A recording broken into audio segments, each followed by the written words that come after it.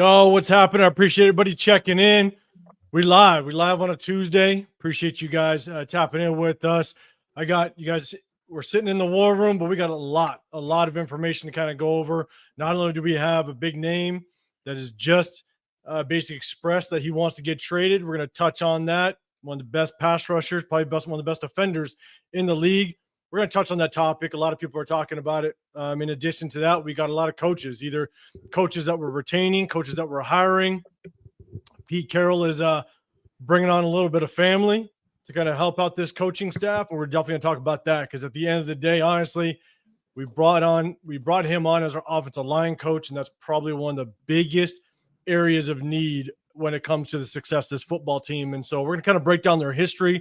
I'll bring it up on the screen. But then again, we'll talk about some of the coaches that we have let go because there's a list of coaches that we have dropped off and are no longer in this coaching staff. But we've also retained some coaches that can be a little interesting. And I do think if they remain on this coaching staff, we should have a good chance at improving some of these positions. And so, but I appreciate everybody in the chat coming through, rocking with us. I appreciate it. I'm gonna let the chat and people continue to enter in, but can't do this without my guys. I appreciate my guys showing up. The Severe Raider on my right. I got Chris Picture Podcast. I'm 805 Raider, Real Talk, Raider Nation. I appreciate you guys pulling in. But on a Tuesday evening, Severe, man, how you feeling? Oh, feeling good, man. Feeling good. Like I said, man, I'm a Lakers fan, man. So, you know, if I can't smile about anything else, I can smile about something. Do you think? I mean, obviously, man, it's Luka, right? I mean, yeah. Do you think it's going to be? Because I follow the Lakers a little bit, but I kind of wait until after the football season's completely done. Mm-hmm. Do you think? I mean, obviously, Anthony Davis has been injured year in and year out. I mean, do you think they can make up for what Anthony Davis at least produced on the court when he was there, whether it be the rebounding and just dominating the boards? Yeah, I mean, it's going to be hard. It's going to be hard to replace Anthony Davis as a defender. He's probably him, Giannis, and Wemby are, in my opinion, the three best defenders in the league. They keep trying to throw Gobert in there. He keeps winning it, but I think all those other guys are much better defenders than Gobert is. So it's hard to replace them defensively. But first of all, you know, they don't call him Dated Davis for nothing, right? They don't call him street clothes for nothing. This dude, I know, man. It's brutal. So he's the most injury prone. Like he's the softest big man I've ever seen in my life. But he's soft all the time, like wincing in pain. You look like a mark, bro. Like every time somebody hits you or bumps you, you wincing, and every time you fall, it takes you 10 minutes to get up. Like I don't want to see this nonsense, man. So like in terms of skill, like there's very few big men with his ability to dribble, have the ball, shoot. And play defense and be a lob threat. Like he's a very good player, but like I think what Luka brings just offensively, Luka is the third highest scorer of all time by average, only behind Wilt and Jordan. And in terms of playoff scoring, he's the second highest scoring average all time, only behind Jordan. And he's been to the playoffs multiple times. Not like it's like a fluke 1 year deal. So, I think what he's able to create, I think that'll make up offensively some of what we lose defensively. As long as we get like a rim runner and a shot blocker as a big man, I think we'll be solid. I'm with, because every time Anthony Davis would go up for a rebound or something, or he just jumps in a crowd of people, you just kind of cringe. Like, oh shit, he's about to go down. Yeah. So I know, man, I feel you. But once Super Bowl's done, I'm gonna start watching the Lakers and kind of keep up with them. And but hey, I went 4 for 4, Chris, in my bets, NBA bets last night. I'm saying 4 for 4. I did lose 3 right before that, but went 4 for 4. Chris, exactly. It's not how you start, it's how you finish. Exactly. Chris, man, how you feeling?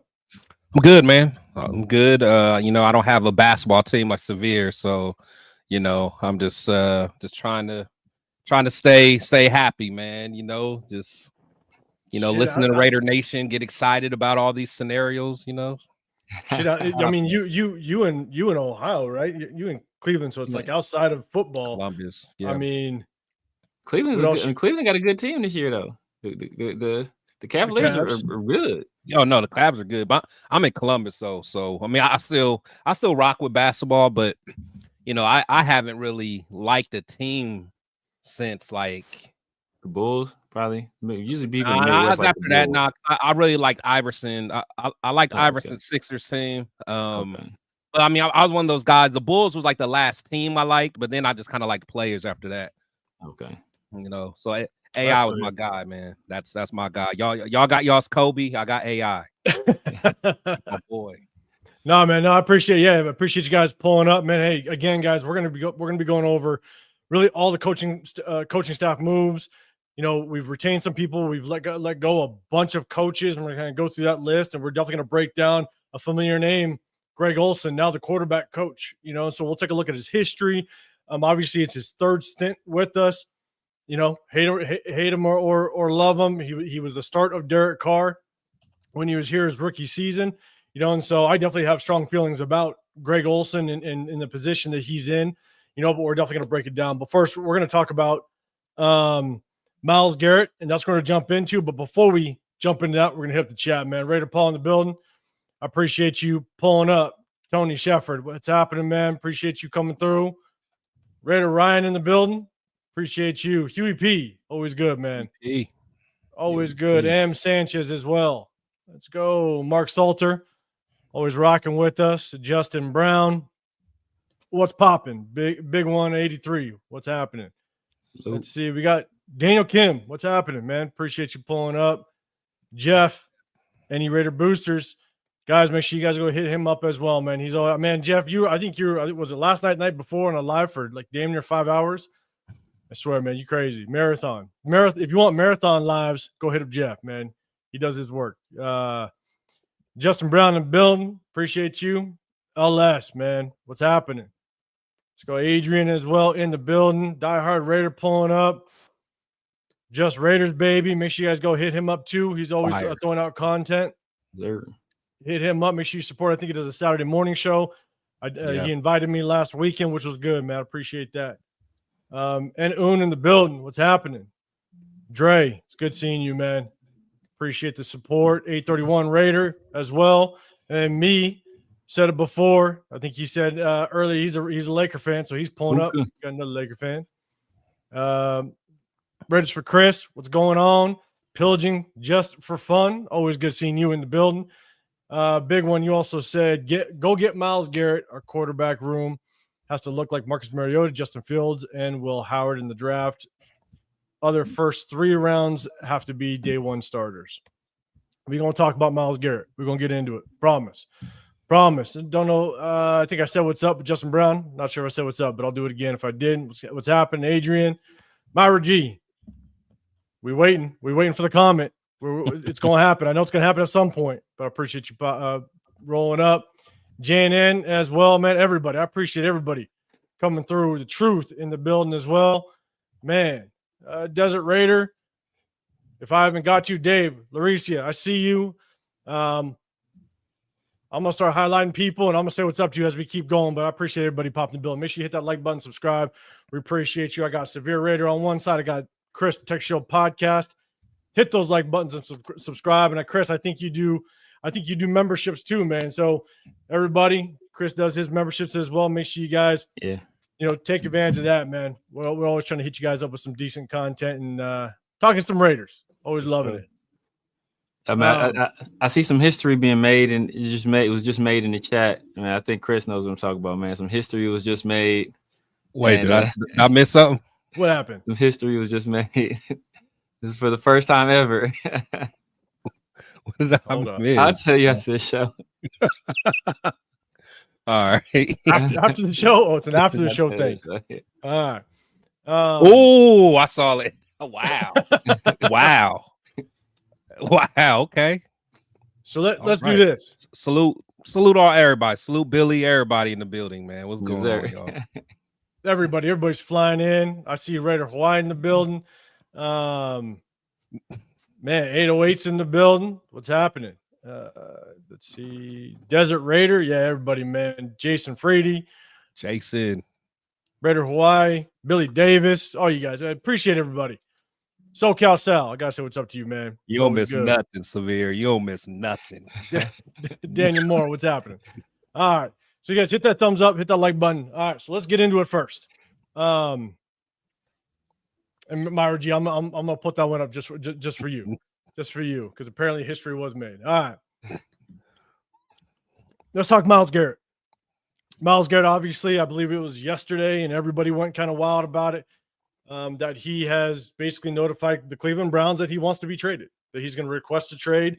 And so everybody, all 31 other teams are going to have a report that they're tied to him in some way, some fashion, right? I mean, he's one of, if not the best edge rush player in the National Football League, right? I mean, his stats show for it. You know, obviously we got our guy Max Crosby, but man, he one of the best currently. And so every team is going to be on the radar for him. They're going to take a stab. They're going to see what they could do.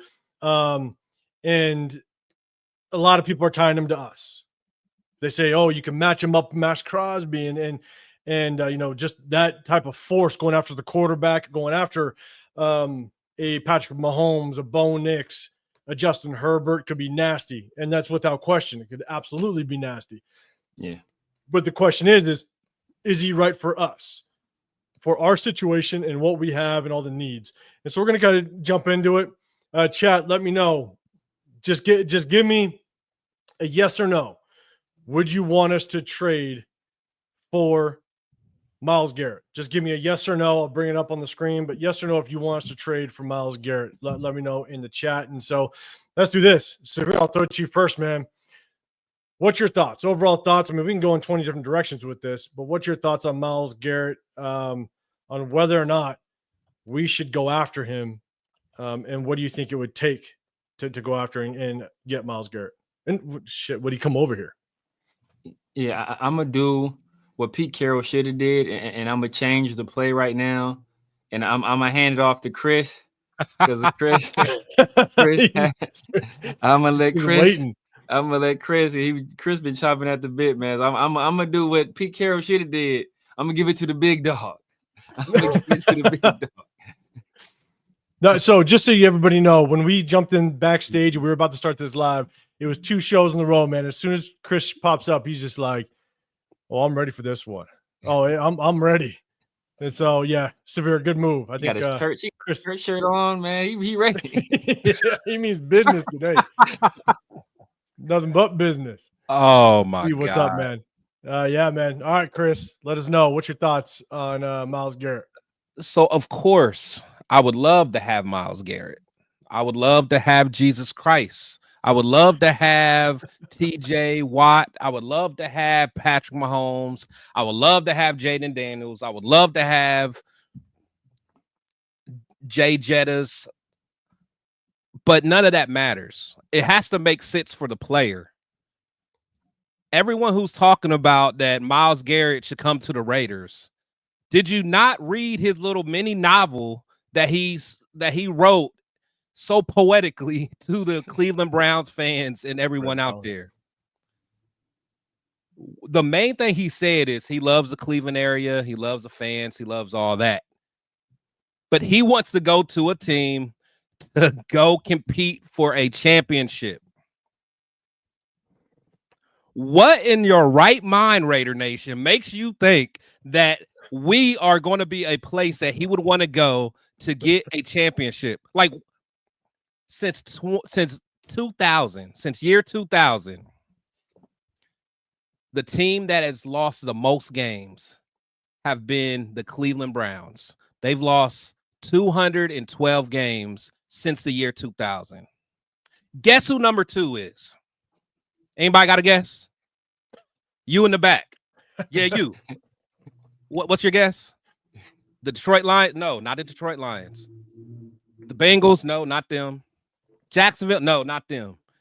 It is the Raiders. The Raiders are number 2 with the most losses since the year 2000. What makes you think, and we had 205 losses since then, what makes you think that he is going to take a lateral move like that? And honestly, I don't even know if it's, I mean, I would say lateral, but the Browns are probably in a better situation because at least they have stability. Sure. They have stability. They have had Kevin Stefanski for, I don't know, 5 years or so, 6, I'm not sure. 2-time coach of the year. So even them are in a better situation from a foundation standpoint and stability. What makes you think he wants to leave there and come to the Raiders? People think, oh, just throw money at him. It's not about money. He has money. Not only that, he is part owner of the Cleveland Cavaliers. It's not about the money. He's not coming to, like, at some point, we have to stop being so delusional. It's crazy to think. And see, you guys always think I'm tripping when I'm saying we got to be careful how we treat our stars. You got to be careful how you treat Josh Jacobs. I know a lot of you guys think it was his fault. You got to be careful how you treat Devontae Adams. I know you guys think it's his fault. But still, you got to be careful how you treat stars. There is no way in hell his agent would sign off on a trade going to the Las Vegas Raiders. If his goal truly is what he said it was, it's to go get a ring. That'd be dirty work by an agent if you sent him dirty. Oh, man. But I mean, he wouldn't do it anyway. I mean, he would, he would make sure that he let that team know or let us know he would be such a distraction. It's not worth the investment. That's what teams do now. That's what Antonio Brown did. That's why he didn't get traded to the Bills and he ended up getting traded to us because he told them, I'm not playing for y'all. Trade me if you want, but I'm not playing for y'all. Players have that now, so they understand that. So there's a lot of people. I mean, LS, you're saying it would take a hell of a sales pitch, and yes, it was. It would take a hell of a sales pitch, but I'm telling you, I think we're all on the same page. Yeah. I don't think there's not a sales pitch out there in the world that could get him to come over here for a pay cut. Because clearly stated in his novel was he wants to go win. He wants to go play for a winner. You know what I'm saying? And we just ain't it. But I think the majority of people are basically saying, no, Jack Kent, what's happening?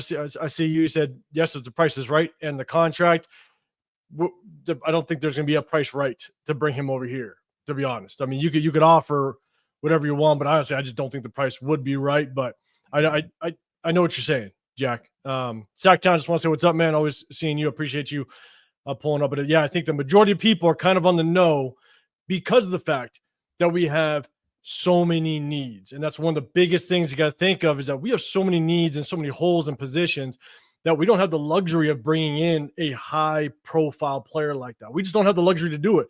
We don't have the Ravens, and it doesn't matter because he won't play for us anyway. Correct. And you got the Ravens. The Ravens are a perfect example. They could bring in a Derrick Henry because it's all they really needed. You know what I'm saying? And so I'm with you. Severe, I'm going to throw it to you, but Raider Ribs in the build, I appreciate you said yes for a first this year, second next. He's better than anyone of the top 6 on the board. It just, to me, it just goes back to if there's not anybody at 6 that you like, you can even trade back, stockpile some picks, but at the same time, we need help in so many different areas that Myles Garrett isn't going to get us to the promised land. Just that one player, because if you bring him on, then that means you're not going to re-sign Spillane. You're not going to re-sign maybe an Adam Butler. You're not going to re-sign a potentially Trayvon Merrick, stuff like that. And so that's where it gets real difficult is you're exchanging one for like 5-6 players that could really help us potentially. So, but Severe, man, I'm going to throw it to you. What's your thoughts? Yeah, man, I can't disagree with anything that Chris said outside of that supportive words for Josh Jacobs. Other than that, I agree with everything he said. He always going to put that in there. I agree with everything he said. I agree with everything he said. Like you posed the question, should we trade for Myles Garrett? Yes or no? That's like asking me, like, should I go on a date with Holly Berry? Yes. Like, she don't want to go on a date with me. Like, that's what I mean. Like, should I buy this Ferrari? Yes or no? Like, it's Myles Garrett not coming here, man. Myles Garrett not coming here, and I hate to rain on people's parades with this reality, but it's not happening, man. It's not happening. People think that like Pete Carroll is like Mary Poppins and he's like just like whooshing around the room, cleaning the house up and people marching by. Like, that's not how it goes, right? It's not how it goes. It's going to take longer than a month to get the stench off this franchise, right? It's going to take more than just Pete Carroll, just and his son and Chip Kelly and Patrick Graham to attract the best players in the world. Plus, we're already paying Max Crosby. We're about to have to pay Max Crosby a gang of money. We're already paying Christian Wilkins a gang of money. We're, at that point, do we want to give up, 4 or 5 guys on defense just to bring Myles Garrett over here, just for him to possibly say after 2 years, like, know what, y'all ain't winning either, bro. Give me up out of here. So, like that's not a risk worth taking. And if we were to do it, I'm sorry, brother, it's gonna take more than the first this year and the second next year. Like if Myles Garrett was traded for 1 first and a second next year, the ownership would get on the phone with the GM and fire him immediately. They would fire him immediately. They would arrest him for insider trading. Like, yes. Think about what we traded Mac for. What was that? Damn near 10 years ago. Exactly. You know what I'm saying? Like 3 first or 2 first, right? 2 first. You got 2 first. Other first. And I think we swapped a later pick too, I think. Yeah, so Desert Raider, don't throw that out there, man. That better I don't think it can happen. I don't think that's happening either. But it's good to dream. Hey, I don't look. If you believe it, you can achieve it. But this ain't happening for the Raiders. No, I'm with you. You do have to look at if you have to marry the situation, right? Myles Garrett wants to go somewhere where he can win now. He's getting to that point in his career that he might have, 3-4 solid years left. And at that point, it's going to start to, it just takes one injury, especially just the way that he plays. And so the thing is that, and I think it was Easy. I think you put it, Washington Commanders should be trading for Garrett. I think they have a lot. Yeah. I think they're one of the most, the teams with one of the most salary caps going into next year. Behind us. They're third behind us. That's crazy. And so that's crazy. Exactly. You know what I'm saying? Like that could be a spot where he potentially can go. I was telling Chris and all the TRS. If I'm Washington, I'm paying T. Higgins and I'm paying Myles Garrett, and I'm trying to win a championship. Give him another receiving threat. And hey, I'm calling the Raiders like, yo, y'all not using Michael Mayer at all. What's it gonna take? What's it gonna take? Because y'all didn't use the man at all. We got Zach Ertz. He's getting older. What y'all need? Because we like him in the run game. We think he could be a receiving threat. And we got a young QB that could use a security blanket like that. What y'all want for him? I'm exhausting all avenues to win the Super Bowl because he was in the Final Four. He went from the number 2 pick to the Final Four. That's crazy. Yeah, I'm doing everything I can. If they didn't turn the ball over so much, they could have won. Yeah, they could have won. They could have. Absolutely. Yeah, it was like, special teams, turnovers. If possible, I want to respond to a comment, man. I don't know which one here. Look for it. Let me get to Keith England. Nah, man. Hey, man, I appreciate the super chat. Appreciate seeing you, brother, man. Once again, I remember. Congratulations on the retirement, brother. Yeah, salute. You said the aggressive nature so far has me stoked. Assembling a dream team coaching staff. Mark, sit back, relax, and enjoy the ride. Running back coaching room. Let's go put writing on the wall for Marshawn to have at least a minimal role there. What's funny is, if anything, Marshawn's going to be that hype man. He showed in that press conference. You know what I'm saying? And so I don't know if Lynch will have any role, but it was actually cool shit just seeing Marshawn there at the press conference in the building, still around the Raiders. Just showing that support was just damn good to just see and feel. You know what I'm saying? Like that was actually pretty legit for him to do that. But this coaching staff, they went from what could have been maybe young, innovative, but young and innovative comes with a lot of question marks. They've kind of flipped the script on it. Now they're going basically veteran and experienced coaching staff to kind of right this ship. And so, there is definitely reasons to be excited about the direction that they're going in. Again, as long as Pete Carroll just keeps that hype man mentality, the players coach mentality, and kind of gets this coaching staff right. I do like the fact, and one of the things we're going to go over is the coaching staff moves, because it does look like Pete Carroll is definitely putting a stamp on the coaching staff and just the position coaches that are going to be really applying their experience to these position players. That's the biggest thing, right? I mean, there's some coaches that we've now parted ways with that I'm actually kind of surprised that we let go, and we're definitely going to break that down. But now, man, I appreciate you pulling up and appreciate the super chat, brother. Appreciate you. My two, I see you in the building as well. Chris, you said that there was a comment you wanted me. I think is it the Keith England? Keith England, yeah. Keith England. Is it the one guy talking about Cleveland? Yeah. Got it. This one? Yeah. So, just to kind of let him know, and shout out to you. I appreciate all feedback. But no, if you go back to just, and what I'm talking about is just the stability of, just what they've done kind of lately. I think, like I said, I think Stefanski has been the coach, and I think they've had the same GM for like the last 5 years. And during that time, what have we had? We had three in the last 5 years, and they've had one. Stuff like that. I mean, that just that right there shows stability. They at least were able to put a plan together, have an offensive scheme. I think during that time they went to the playoffs. I don't see how we can say that we are more stable than the Cleveland Browns. I know the Browns are always like a laughing stock just because of their overall history. But as of right now, if I'm a player, I would think the Cleveland Browns are a little bit more stable. I mean, they swung and a miss on Deshaun Watson, but big, that was crazy. But the thing is, they're still in about the same position that we are. But again, we have a different coach every damn year. And that's, and to me, that's what I mean by when I say that. So, but I appreciate the suggestion for me to do homework. I got ADD, I don't like to read. At the same time, it's tough because when you argue who's at the bottom of the list, that's a tough argument to kind of have. Exactly. So, right. I think we're fighting to see who's at the bottom. Right.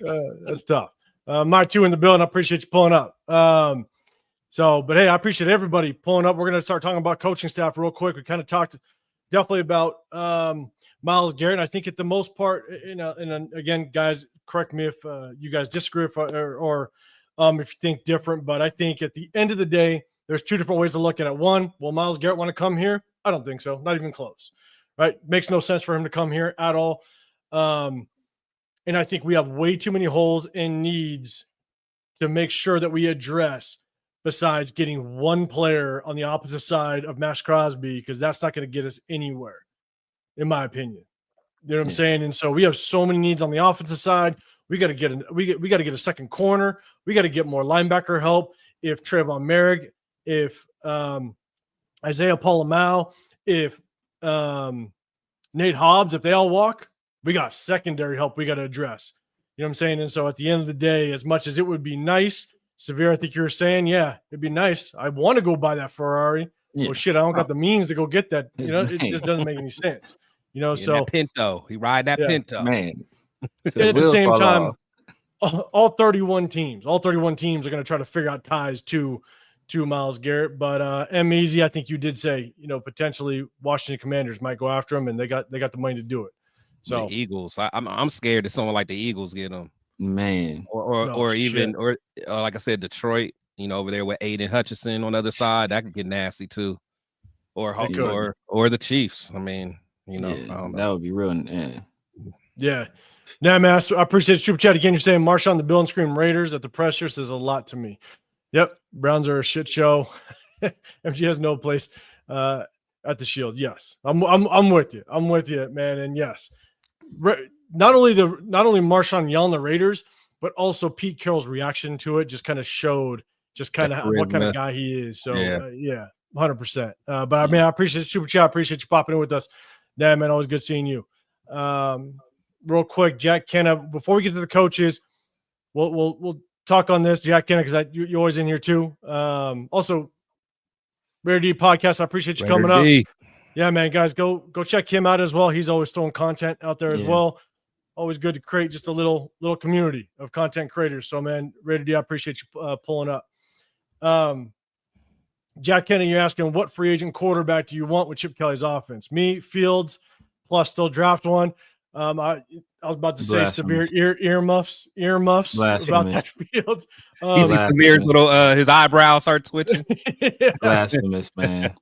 But here, I'll throw it to you guys for a second. But here's my thing: and when we talk about free agent quarterback, I think it's very clear that there's a really good chance that when we talk free agent quarterback, we're also going to talk about bridge quarterback. It's someone that's not going to be here for very long, right? A year, maybe two. Yeah. And one of the things that I keep in mind when I'm looking at who I want as a potential free agency quarterback is they have to do one main thing. And I know a lot of people are talking about Fields because Fields, and they kind of relate Chip Kelly's offense because he had Marcus Mariota back in the day. One thing to keep in mind, Chip Kelly had a bunch of different type of quarterbacks. We reviewed the quarterbacks that he drafted with the Eagles, or he traded for Sam Bradford, I think. Sam Bradford is the complete opposite of what Marcus Mariota is. And so I think he can work with multiple types of quarterbacks. But my biggest thing is if I want to bring in a free agent quarterback, one of the things that I want this quarterback to be able to do is teach the next quarterback. I want them to have the knowledge of the game to be able to teach and be willing to teach the next quarterback. I don't see that as in Justin Fields. Justin Fields is not a good enough quarterback to be teaching. Yeah. He's still learning himself. Yeah, exactly. And that's and we also talk about bridge quarterback with maybe Aiden O'Connell. The thing is, Aiden O'Connell's still learning. And so when I look at bridge quarterback, I want a quarterback that can teach the next guy and has the knowledge of the game. That's why I would not be opposed. As much as I think he wants to go somewhere that he still has a chance to be successful and win, I would not be too opposed to Russell Wilson. Because I do think Russell Wilson has the knowledge of the game to pass on to the next potential quarterback if it's a young quarterback that we get in the draft. And so that's definitely one of the biggest things that I look for in a potential bridge quarterback is they have the knowledge and ability to pass on or have the ability to pass on the knowledge to the next guy.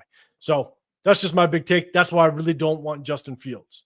That's one big take. Severe, let me throw it to you because you heard the name Justin Fields. What's your thoughts on free agent quarterback? And then we'll get into coaches after I throw it to Chris. Yeah, man, we need to stop this Justin Fields nonsense. If you need to stop this Justin Fields nonsense, man, the dude is not good. He's not good. All right. Chicago had him for years, gave up on him. And then he gets to the Steelers and starts winning games. And what they do? They give up on him immediately. So it's like, bro, he's not good. Mike Tomlin, one of the most respected coaches in the league, right, has been around some of the greatest players to play this game. He went, 4-2 with Justin Fields? And as soon as Russell Wilson was healthy, he put Russell Wilson in there. As soon as he was healthy. As soon as he had the opportunity. And everybody loved it. George Pickens, the angriest man in the NFL, was happy. Like, bro, we just stop talking about Justin Fields. Stop it. Just stop it. All right, it's not happening.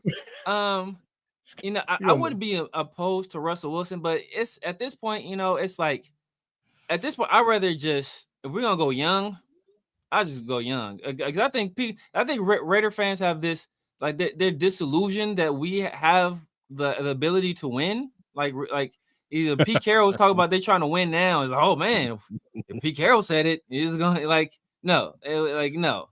We're not in a position. We're not gonna get like a good quarterback and all of a sudden be a contender, or a solid quarterback and be a contender, or get a bridge quarterback, be a contender. Just if you want to let your young guy play and you want a guy on the bench to mentor him, I'm cool. We can go that route, right? Get a young quarterback in the draft, first or second round, get a guy on the bench to mentor him. That can be any of a number of people. But if you think we're going to get a guy in there that's going to be starting and keep us competitive, for what reason? I'd rather just have my young guy take his lumps, learn from those lumps, get a higher draft pick the next year, and add to the talent around my young guy. While he's being mentored by a guy from the bench, at this point, there's no need for us to try to compete. We're not this is not the Packers situation where Aaron Rodgers, where, okay, I'm let Aaron Rodgers play it out, and then we're going to, slide Jordan Love in there or Brett Favre to Aaron Rodgers, or, that's not one of those situations. We're not good. We're bad, right? We're not a good team right now. So we need to just get the best resources possible to surround our young quarterback, let him learn on the job, and then put talent around him. I'm with you, and Chris, I'm going to throw it to you in a second. Now, man, I appreciate you chat again. You're saying Chip prefers, I think, an RPO play action style of offense. A bridge quarterback is a veteran of many years, not a few. That said, free agent quarterback will determine our draft. I do think I agree, and guys, correct me if you think I'm wrong, but I do think one of the things that the quarterback, a potential veteran or bridge quarterback, what have you, needs to have is play action. He likes to establish the run game. We broke that down on Sunday night, just the trend of his offense, and he is going to establish that run game. He is going to fire away when it comes to that ground and pound game. And I do think you're going to need a play action quarterback. The question, and I know some people were saying that Russell Wilson said that he wants to potentially stay in Pittsburgh. My thing is, it's got to be also a veteran quarterback that comes in at a good price. If Russell Wilson is able to come in at a decent price, a lot of people say Sam Bradford. I don't want to pay Sam Bradford that money. Sam Darnold. I'm about to say Sam Darnold, yeah. Sam Bradford, like 47. My bad. Sam Darnold, I don't want to pay him that type of money if we know that he's not the future. You know what I'm saying? Yeah. Let him go off somewhere. They're going to try to, have him be the starter for the next 6-7 years. So that's my biggest thing. But yes, I do think Chip prefers an RPO play action style offense because of the run game. I definitely agree. And I think that's probably what we're going to be looking at in free agency as well as the draft, man. So yeah, I agree. Yeah, man, I appreciate the super chat. I appreciate the comment. 100%. So Chris, I'm going to throw it to you, man. Veteran quarterback. Whether it be bridge or what have you, what's your thoughts on the veteran quarterback and who would you want to see come in here?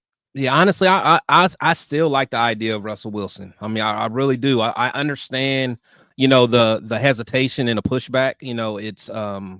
It's warranted, but I do think for what we would need him for, I think at this point in his career, I think he could be a good mentor still. But he the things about Russ.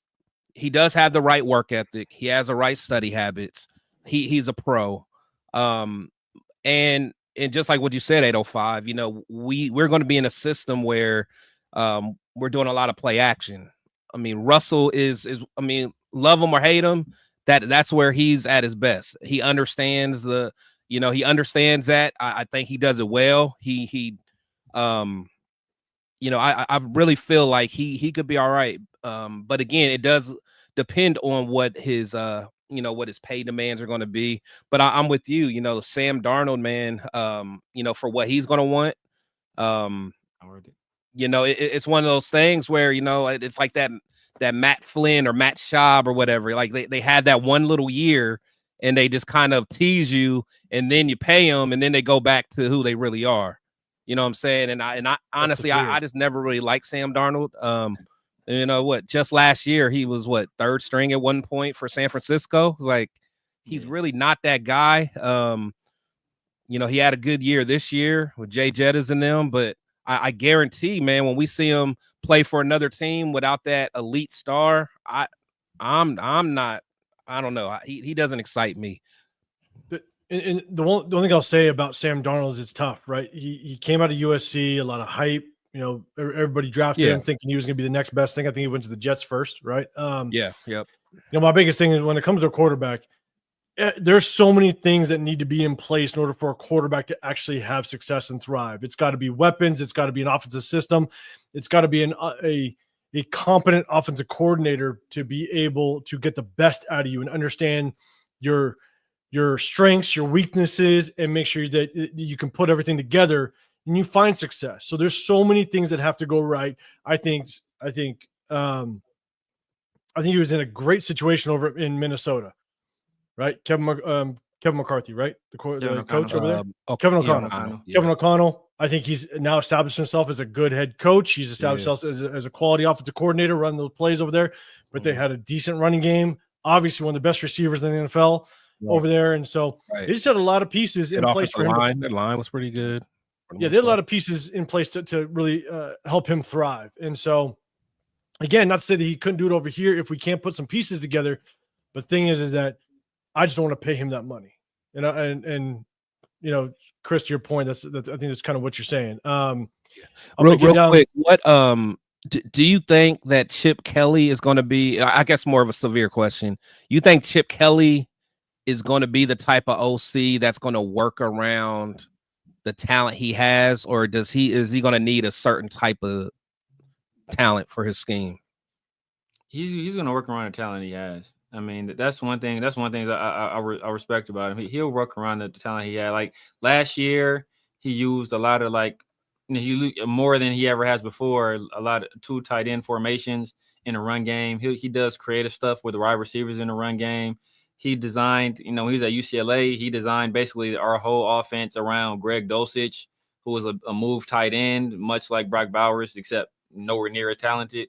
So, he's going to fit, and then he went from DTR to Ethan Garbers. DTR is probably one of the more athletic quarterbacks, in college football at that time, to Ethan Garber, who was like, a middle of the road athlete, and he was able to make it work. So, that's what he specializes in, man. Like he's a mad scientist. He will find a way to make, and the way he schemes stuff up is he uses a lot of motion, a lot of pin pulls. He'll do inside zone, outside zone. He'll run the same action and make it look different. He'll run the same action and make you choose. Like, you know what, you want, like he'll high-low you all day. You want to take this guy? Okay, you take this guy. I'm gonna get it here. Okay, you eliminate this guy in the flat. Okay, well, we're gonna go here. You take this out. Okay, well then, like he can design an offense. So I think he'll be able to put players in position to be successful, which is why a lot of people say, oh, Aiden O'Connell is not a fit. I mean, not a fit for what he's like done all the time in college football, but he was able to win 10 games with Nick Foles. So I mean, not like Nick Foles is out there, like dashing through the snow in Philadelphia. Like he's not the most mobile guy either. So he can get it. He can get it done. He can get it done. But he does everything in the past has shown he prefers a mobile quarterback, but it's not exclusive to just mobile quarterbacks. Yeah, I'm going to add this. Raider Zach, appreciate you popping in. LS, I see your super chat, man. I'm going to get to you in just 1 second. I promise. The only thing I'll add to that is if you look at the type of quarterbacks that Chip Kelly has dealt with and found success between Marcus Mariota,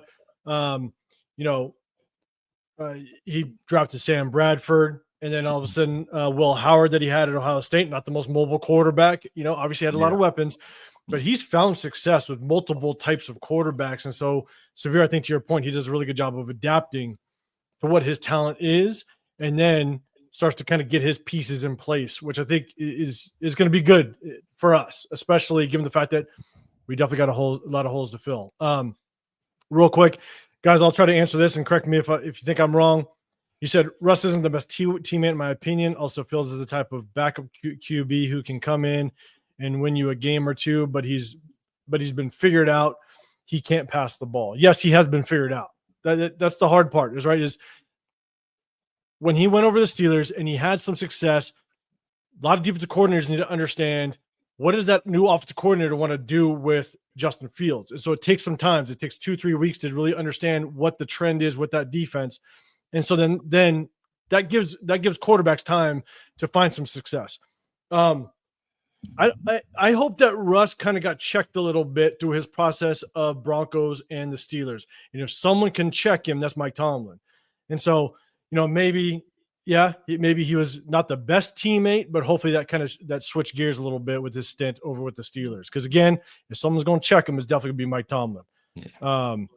And so, real quick, LS, let me get to yours. Appreciate the super chat, man. Obviously, I think you're a member of Chris Show Podcast. Everybody, I know Chris does some memberships, man. So go hit those up. You say if we sign Trey Smith, I think the guard over with the Chiefs, which stud. I'd love it if we picked him up. Base, man. Trade back from 6 and take Banks Jr. We can move off Colton and solidify the line for years. Perfect situation for a rookie quarterback / running back. I'm a big build the trenches guy, you know what I'm saying? But I think DJ Glaze is looking fairly good. But Chris, I'm gonna shoot to you first, man. What's your thoughts on that? No, I love the idea of getting Smith. But I don't know if I want to necessarily give up Colton just yet until I know for sure. You know what I'm saying? It's like it's too hard to find a left tackle, and I've been one of the people who's always said I think Colton's kind of like mid, like he's not. You know, like I know a lot of people try to act like he's like an elite tackle. I think he's pretty good, but he's not elite to me. But he is consistent enough, a steady Eddie where I don't think I want to move off of him just yet. I mean, if anything, you know, for a rookie quarterback, and if we want to get a running game, you know, with Chip Kelly, I wouldn't be so quick to move off of Colton, to be quite honest. Yeah, I'm with you, Severe. Any thoughts on that? Hey, you guys, chat. You guys are asking so many questions. I'm trying to highlight them, and I'm going to try to bring them up, but they're just flowing. So I promise I'm going to try to get to definitely the majority of your guys' questions as much as I can. But Severe, what's your thoughts on LS? Yeah, man. I mean, I love the Trey Smith signing. Like I said before, man. Last time we really were a good team, we spent a whole bunch of money signing a guard from another team, right? We signed Kelechi Osemele because we signed KO from the Chiefs, and we got Ronnie Hudson at center from the Chiefs. So you know, and in terms of Colton Miller, I think people saw what happened early in the year when he was coming off shoulder surgery, and he was struggling to kind of get his sea legs. He basically missed all the camp, and he had some rough games. But for the most part, like through most of the year, he was a lockdown tackle, and he's still only 29 years. He's 29 years old. Like the guy, he could play another 6 years at least another 6 years at this same level. Possibly longer. Jason Peters just retired, right? Like we was looking at Jason Peters. Jason Peters was old when he played for Chip Kelly the first time, right? He was old then. He was. So, and he just retired. So it's like when you're a tackle, especially when you're a guy that size, like he's 6'7", 6'8", like you can last in this league, and so. I don't think you give up on him unless you have a sure thing. Unless you have like a sure thing at left tackle. Other than that, I'm keeping Colton around. He's a team leader, been team captain through multiple regimes. You know, like he's the guy getting the offensive line group together. He's the guy that was bringing JPJ up to speed. Like he's the guy doing all these things. So why would I give up that kind of leadership? And he's still that's still like what a mid-ish, like 12 to 15-ish ranked left tackle in the league. That's what I'm saying. That's like we've seen what it's like not having an average left tackle. So like, do you want to go back to I'm not ready to go back to those days. Yeah, and I'll tell you right now, if we get Trey Smith, like that is to me, I feel like that could potentially be the home run of free agency. You know, if DJ Glaze can grow off of what we saw with him towards the tail end of the season, have a whole off season to continue to progress. Jordan Meredith, I like him. Keep him at the left guard. I'm telling you, I think that could be a pretty nasty O-line moving into the next season. I would love it. But I'm with you guys. I'm not ready to go off of Colton just yet, because at 6, if we trade back at 6, I do think I don't want to trade back at 6. To be honest, I think there is still some really good talent at 6 that we could potentially grab and improve this team. But if we did trade back and did end up going for a tackle, man, I do love building the trenches. I'm not going to lie. I do love building the trenches. So you're not too far out that realm of my thinking either. But LS, I appreciate the super chat, man. Let me get down to this other one. Nav, man, appreciate it. Several examples of failing on home run balls. Teams that succeed now are building from the ground up. This draft is QB week. Let's get capital and build. This year's a chance to get high in a draft, 26. So I think in the last live, Nadman, you're saying we could even trade back to like 18, right? And stockpile some picks and get some draft capital. I'm with you. I don't know if I'd want to drop all the way back to 18. I don't want it, but I do agree with you. I think this is one of the weakest quarterback classes we've seen in a very long time. I mean, if you look at some of the, maybe Cam Ward would be maybe third, arguably fourth best quarterback in last year's draft. Probably fourth. I think Shedeur Sanders would have been probably the 6th, 7th best quarterback in last year's draft. So yes, I agree. Very weak quarterback class. If we did trade back a little bit, I wouldn't be mad at it if some of the top names did come off the board that fit a need. But man, if we stockpile some draft capital for next year, the thing is that depending on how much we actually stockpile this year, you also got to pay all the rookies that you bring in, depending on how many picks you compile, right? So you maybe want to add 3 more picks this year, and the rest will be into the following year. That would maybe give you some draft capital to kind of move up. And I know we have a ton of draft capital next year, or salary cap next year. So, but yes, I agree with that point. 100% weak quarterback class this year. So, and you definitely build through the draft. 100%. I agree with you, and appreciate the super chat. Let me go back because I do want to get. Hold on, there was another one. Let me. Sean Johnson, what's happening, man? You're saying, Slew guys, do you think it's a smart idea to make Chip Kelly the highest paid offensive coordinator in the NFL history if we are not in a win now mode? Team Severe has a point. I don't know if we're in win. I think we are in win now mode, but at the same time, I just don't know if it's win this year, right? I think we're definitely wanting to see progress. But that sounds like somebody selling fake Rolexes. It's not a Rolex. It's not exactly a Rolex, but it's not a Rolex. Like, we're not to win now, but we're not trying to win this year, but we're trying to win now. Like I've heard it, but see, the thing is, like, I heard a lot of people talk about Chip Kelly being the highest paid, right? Yeah. But my thing is, like, do you make him the highest paid because we aren't the most attractive spot for someone to come to? So it's like, I don't know if win now or paying him that much instantly equates to win now. I wonder if paying him that much is like, shit, this is not the best situation. We need to entice you somewhere. It's like some people in the chat were saying, you got to pay Myles Garrett to come here. Yeah. Because we're not the most attractive situation in the world. I wonder if that's kind of the same scenario where we got to pay Chip Kelly to come on over here because it ain't the most attractive situation. So I don't know if paying him fresh off a natty too. Fresh off a natty. Yeah. So I don't know if paying him that much equates to you better win now. Guys, what's your thoughts on that? Correct me if you think I'm wrong. Yeah, for me, I don't even care about how much he gets paid because as long as it doesn't have anything to do with the salary cap, whatever, that's Mark Davis. So it really doesn't matter to me. But yeah, to your point, 805, yeah, like, and that's why I try to keep reminding the Raider Nation, like, we're not such a desirable place where guys are just lining up at the door.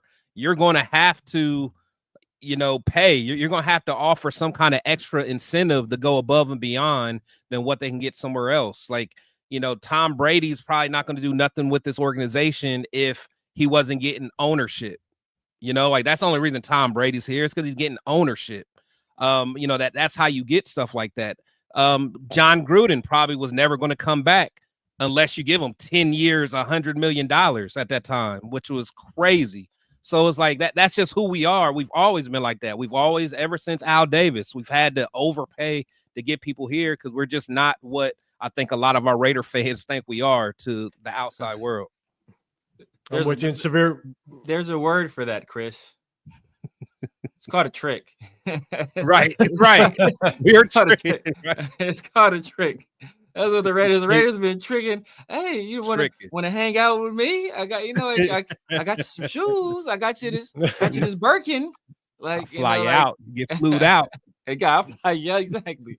Like, it's like I said, I don't care how much Chip Kelly gets paid. It's not counting as a salary cap. But I did hear some troubling news that might make me reevaluate my thoughts on the hire. And the news is that there was speculation that Chip Kelly came over here and took that took that $6 million. That is what I'm saying. Part of a succession plan. And if that is indeed the case, because Chip Kelly know damn well he ain't getting the job, head coaching job, no other way. He got a slight. Patrick Graham probably the same thing, right? Patrick Graham knows he's like, hey, First of all, I'm a brother. It's already tough enough for me. I'm a defensive guy. That's tough enough as well. Now I'm a brother and a defensive guy. Like, bro, I ain't never get no job. I ain't never get no head coaching job. So it's difficult. And same thing with Chip Kelly. The way his tenure ended with the Eagles, the way he ended with the Niners, like it didn't leave a positive taste in a lot of people's mouths. So the only way they can get a head coaching job is to slide in the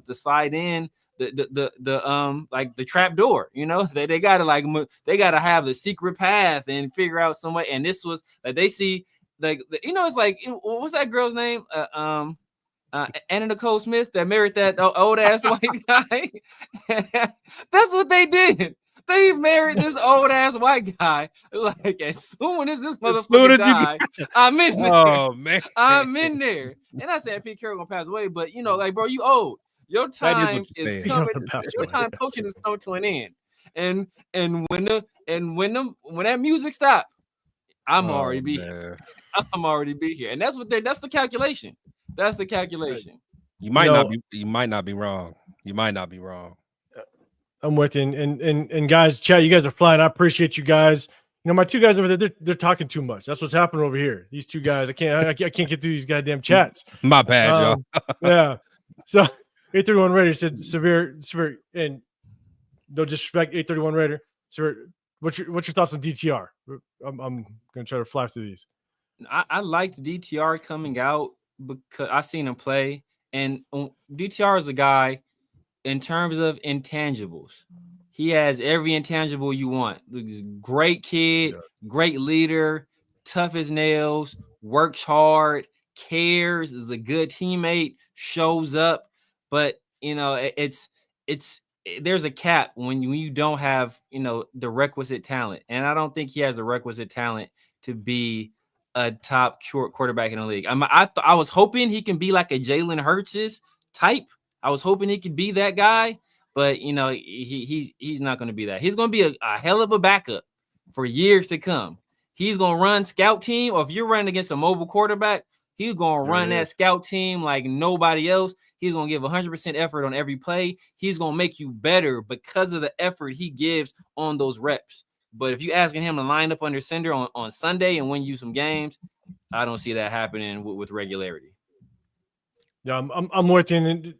Short story, I think, Severe, I told you, DTR actually, he dated my next door neighbor's daughter. And so I was actually looking outside, and he was actually throwing the football. I was like, wait a second, that kid can throw. Like, who the hell is that kid? He's spinning it. Yeah, I was like, wait a second. So, I was hoping for the best because when I watched him at UCLA, I thought he was doing some good things. Tony Sheff, you're saying how much would Wilson get per year? Yeah, I think look, and that's the big thing.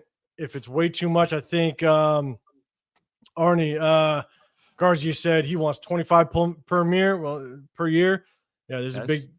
That's middle of the road quarterback play. That's what Gardner Minshew was getting. Yeah, but yeah, exactly. But the thing is, like, but the thing was like with Russell Wilson, he did take that team to a playoff. So yeah. I can understand that. Yeah, man. I appreciate you pulling up, man. There's a couple more. Let's go. What's happening, Jeff? You're saying so based on him working around the talent we have, how do you think AOC fits in there?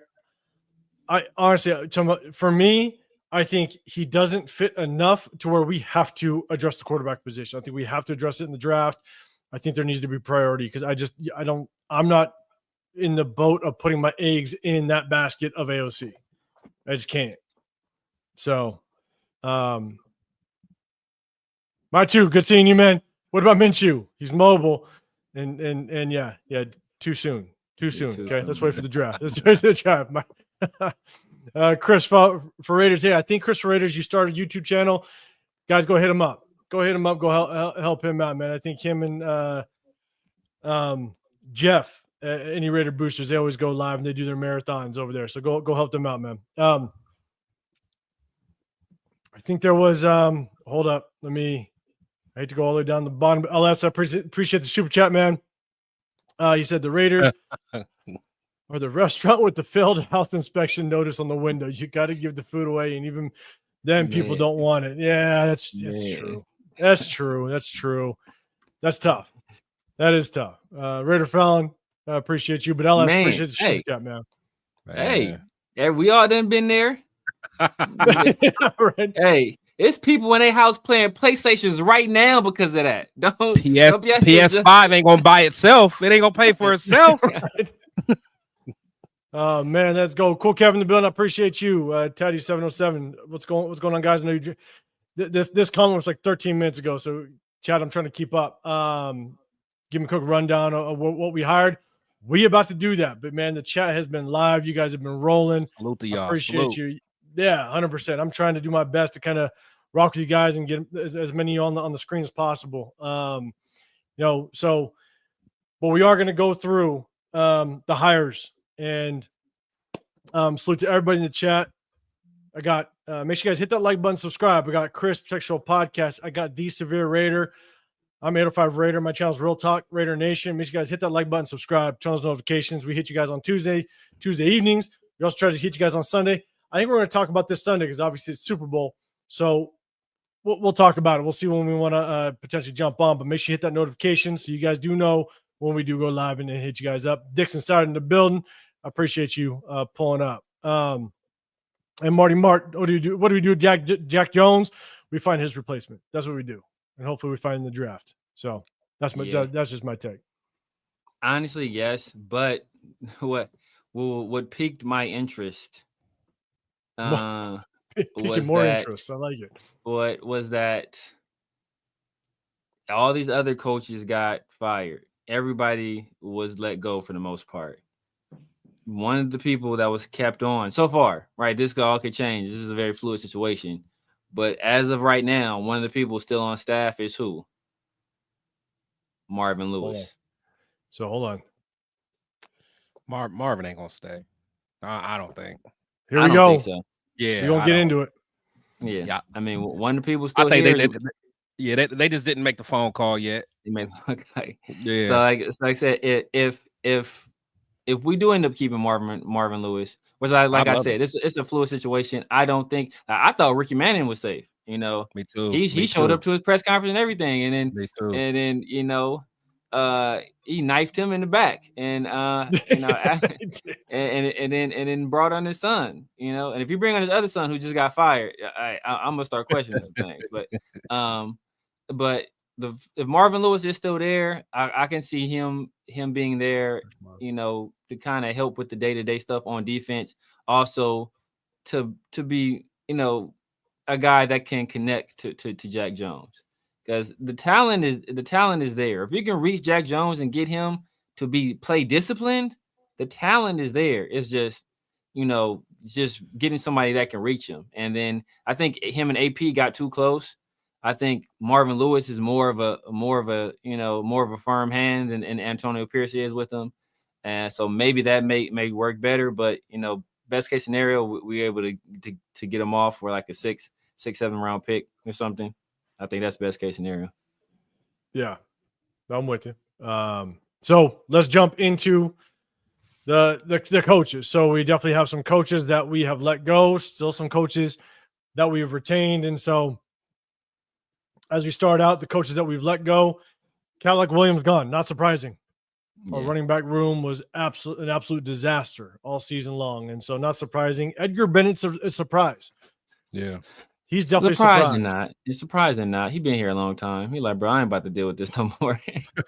I do with you losers. I came from Green Bay. It's a respectable franchise. So you say sounds like you're saying Edgar Bennett's like, yeah, no, I'm out. You guys can walk on from me. Yeah.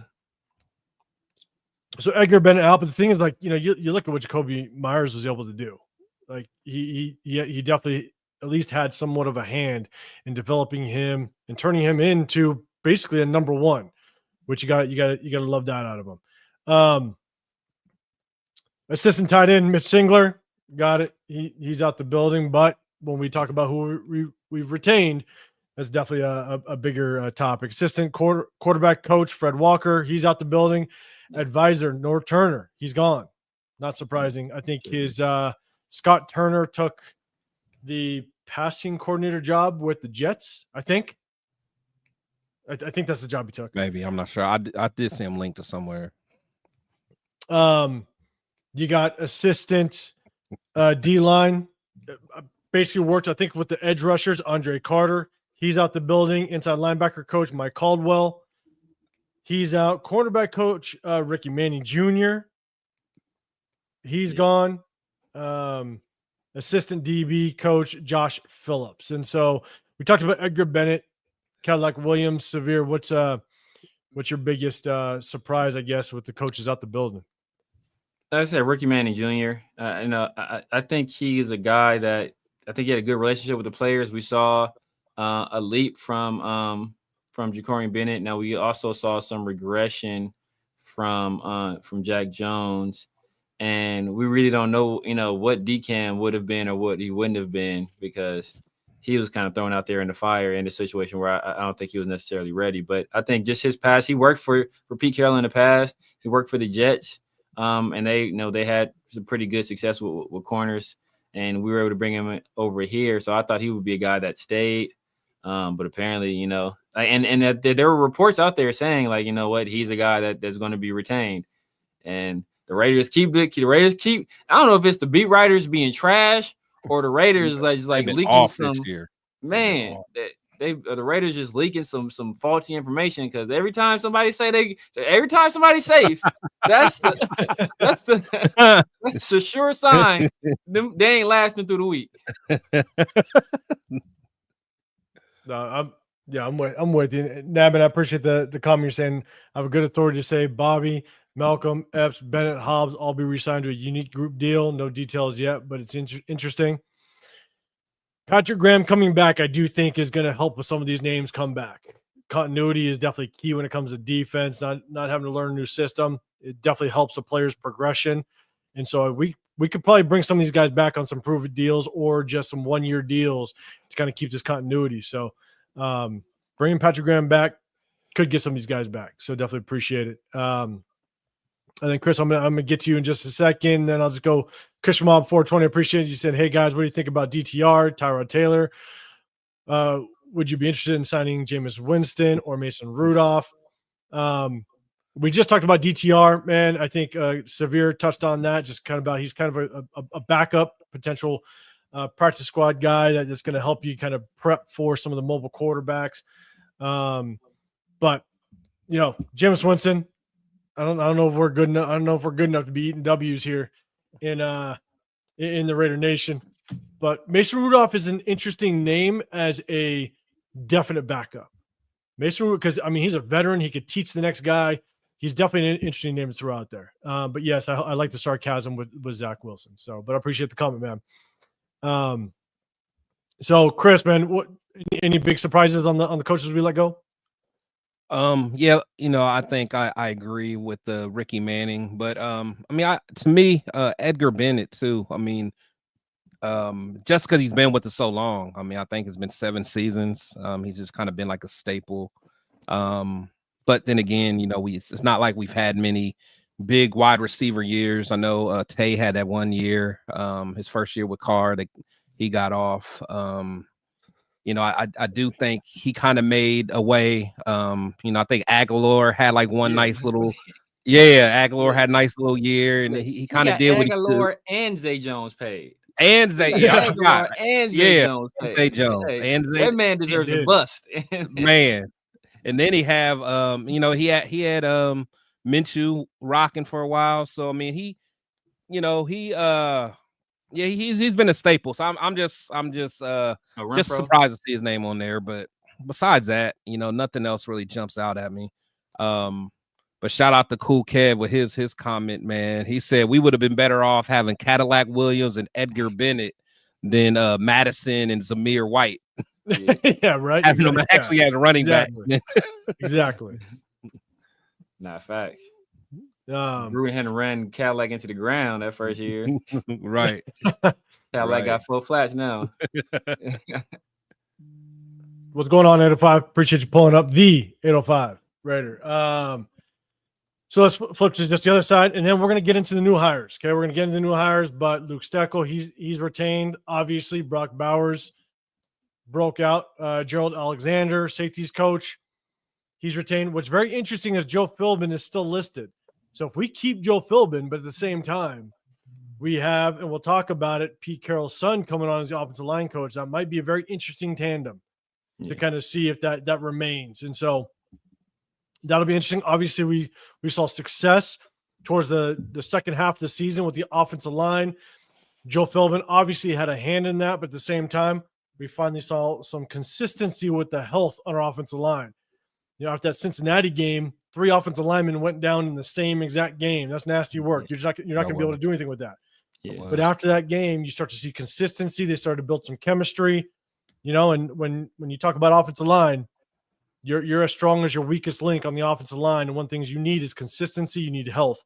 And we definitely kind of had that towards the tail end of the season. So we'll see if Joe Philbin stays on. And yes, some of the comments I'm seeing out of Adrian, also SoCal saying Marvin Lewis hiding in the back. Yeah. He's about to get that cut. Yeah, it might just happen. Marvin Lewis got that. He got that. What's that? What's the old people's cell phone? That is a flip phone. Yeah. He keeps sending Pete Carroll to voicemail. He still got that plan that you got to call him after 9:00. Exactly. That's when his free minutes start. He got a Nextel i730. You got to chirp me, bro. I'm sorry. We got Gardner Minshew in the building with that photo. That photo is wild. I like that. That's wild. Would much have PG than Gus Bradley. I appreciate it. And Viler in the building. Later. Appreciate you pulling up. And I think I said what's up, Raider. Well, I appreciate you coming through, man, with all the comments. Man, we should replace our strength and conditioning coach. Yes. Yeah. Why is AJ Nibel and Deuce Gruden still there, bro? Get Deuce Gruden out there. That's crazy. Man. I say we go ahead and hire LS, man. Go hire LS. He'll get them together. Man. Hey, he'll get them together, man. For sure. LS and Dixon Sider, man. Bring it get them together, man. These we'll be swole up top. We'll be swole. Nothing else. We'll be swole. The Miami Beach stuff. You know what I'm saying? I love it. Nah, man, I appreciate the super chat. You're saying JPJ push that nastiness down the old line. Rookie. You're not a rookie now. It's leadership time, bro. It'll take 15 yard. I will take 15-yard penalties from the old line, just not false starts. Man, I'll tell you, I do think. And I'm with you. I think JPJ is going to be good for a couple 15-yarders in his future with all the Supermans that he does downfield. You know what I'm saying? So for you guys in the building and in the chat, during the season, we break down film. Of the previous game. And I'll tell you, the amount of times that we have seen JPJ just flying for no reason, right? Like, the ball carrier is down and he's flying over the pile. He's doing some crazy shit. It's just like, okay, like I love the nastiness, but take it down a notch. I also don't want you hurt. You know what I'm saying? Yeah. And so I think we all agree there's probably going to be some 15-yarders in JPJ's future, but that's right away. You know what I'm saying? That's just how we do things. Yeah, that's a concussion waiting to happen, man. He need to chill out. It is. Yeah, he need to chill out with that. Yeah, and Arnie, you're saying, Deuce Gruden's still on staff? How? Yeah, I haven't heard he's not. So, yeah, that's rough. Yeah, LS, we're talking about you. I think that's what you were laughing at. We're talking about you. But, hey, appreciate everyone in the chat. We're going to jump into the new hires. Make sure you guys hit that like button, subscribe. I got Chris Protection Podcast up above. I got The Severe Raider down below. I'm 805 Raider. My channel's Real Talk Raider Nation. Make sure you guys hit that like button, subscribe. We try to hit you guys live on Tuesdays and Sunday nights. And maybe surprise you guys with one if we if some news pops off. Then LS saying, get Tyree in that weight room with me. I'll make him the greatest unblocked pass rusher anybody has ever seen. He already is. Hey, improve on. He's already Hall of Fame. That bull rush might actually start working. He getting there LS. That bull rush, that's all he need at that point. Yeah. That's all he need. Let's go Wild Turkey, man. Good seeing you. All right, let's do this. I'm gonna go back to the big screen. I'm gonna set it up because we're gonna talk about the coaching staffs. First and foremost, we got the new guy. Or we'll talk Greg Olson first. Okay. You guys will see the screen kind of switching around. It's the best way to do it. We got Greg Olson first. All right, Greg Olsen. He is now being hired on as our quarterback coach with Chip Kelly. His third stint coming in with the Raiders.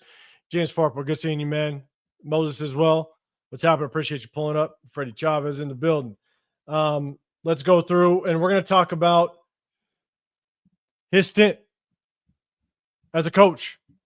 We're going to break this down really quick. So Greg Olsen, he's got 22 years coaching within the NFL.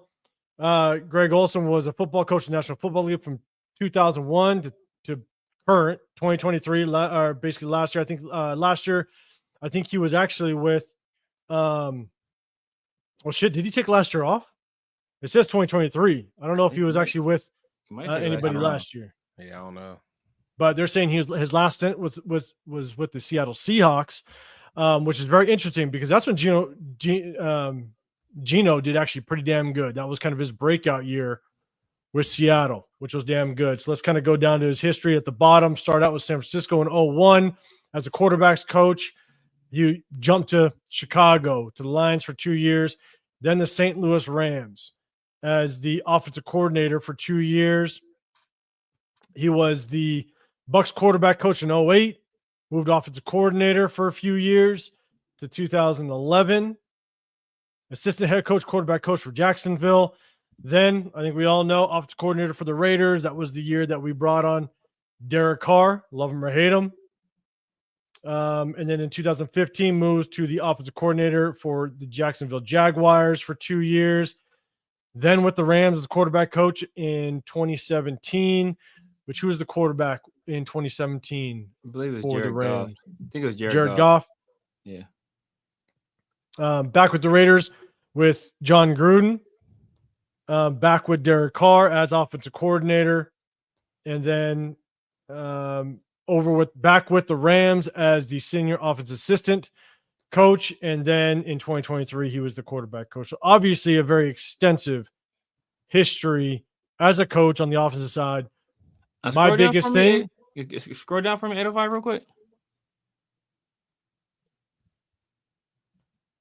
Okay, just like you wanted to see something. Like them first years don't be good to Greg Olsen, man. Like the first year he get to a team, they like, right. Like outside of the San Francisco year and that I guess that Rams year and the Bucs year, he had some rough tenure. He out of there. Yeah, he out of there. Yeah, there's some rough years, offensive coordinator. So I guess we'll just look at just the offensive coordinator, right? 8-8 with the Rams, then 3-13 in 2007. A little tenure with the Bucs. 3-13 as OC in 2009. 10-6 improved, which is good. Yeah. 4-12. Is that the Josh? Is that 2010? Is that Josh Freeman? Who was the quarterback back then? Yeah, so he had Josh Freeman balling. He had him balling back in. Freeman? Yeah, Josh Freeman in 2010. Yeah, 20. Yeah, because I think that was a year that they almost went to the playoffs. And yeah, Josh. I thought Josh Freeman was going to turn the corner because he, like I said, he had that was his best year in 2010. Yeah. So that's the biggest thing in favoring what's happening, man. I agree with you. I think we all can fairly agree. In chat, let us know if you disagree. You look at him as offensive coordinator for Tampa 4-12, assistant head coach, but then offensive coordinator 4-12, 3-15, 3-13, 5-11. Obviously, quarterbacks coach 11-5. Yeah, quarterbacks coach 11-5. Offensive coordinator 4-12. Yeah, we're seeing a trend. That's what we're seeing. Man. But we know your ceiling. We know your ceiling, Olsen. We know your ceiling, man. But here's the thing, like I think we know that, right? You look at his offensive work, even just his years with the Raiders, when you break down and look at the Raiders offense through the years that he was with us, very, very basic, very vanilla play calling, very predictable, no creativity to it whatsoever. And I'm kind of just seeing that based on what I saw with the Raiders, and in the beginning, obviously in 2013, 2014, you had Derek Carr, right? Derek Carr was his rookie year, so he's grooming the quarterback. He's growing the quarterback as a rookie. But even the years that he's branched off and has become the OC, it's been a struggle. And I can only assume that's based off of just what I saw with the Raiders. Very vanilla, very basic, non-creative. Time out real quick, man. We gotta address the comment. Die Hard said, my man, hold up. He said my man Tyree was double teamed plenty of times. Only time Tyree was double teamed is when an offensive tackle had his left arm and his right arm on him. That's the only time he was double teamed, bro. Tyree was out there getting no double teams, bro. They was leaving Tyree alone. There wasn't nobody sliding protection. Oh, we gotta slide protection. We got Tyree out. Like, that wasn't happening. The film shows it. The film shows it. We watch film every week. The film shows it, man. Yeah, the film shows it. Like Tyree, the thing is, you don't have to double Tyree. No, and they know it. They know it. They definitely started doubling Adam Butler. That was the double. Yeah, man. Yeah. Every time. But Tyree, Tyree's not. Oh, that's brutal. That's almost as good as Sweet Feet. Had to mention it. Had to say it, guys. Had to say it. Hey, once a show.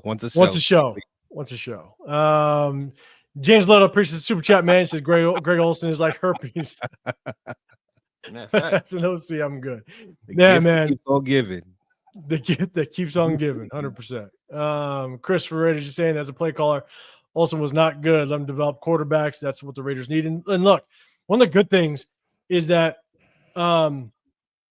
he's an offensive coordinator. He's working with quarterbacks under some pretty good regimes, right? He's over there 2022 with Sean McVay.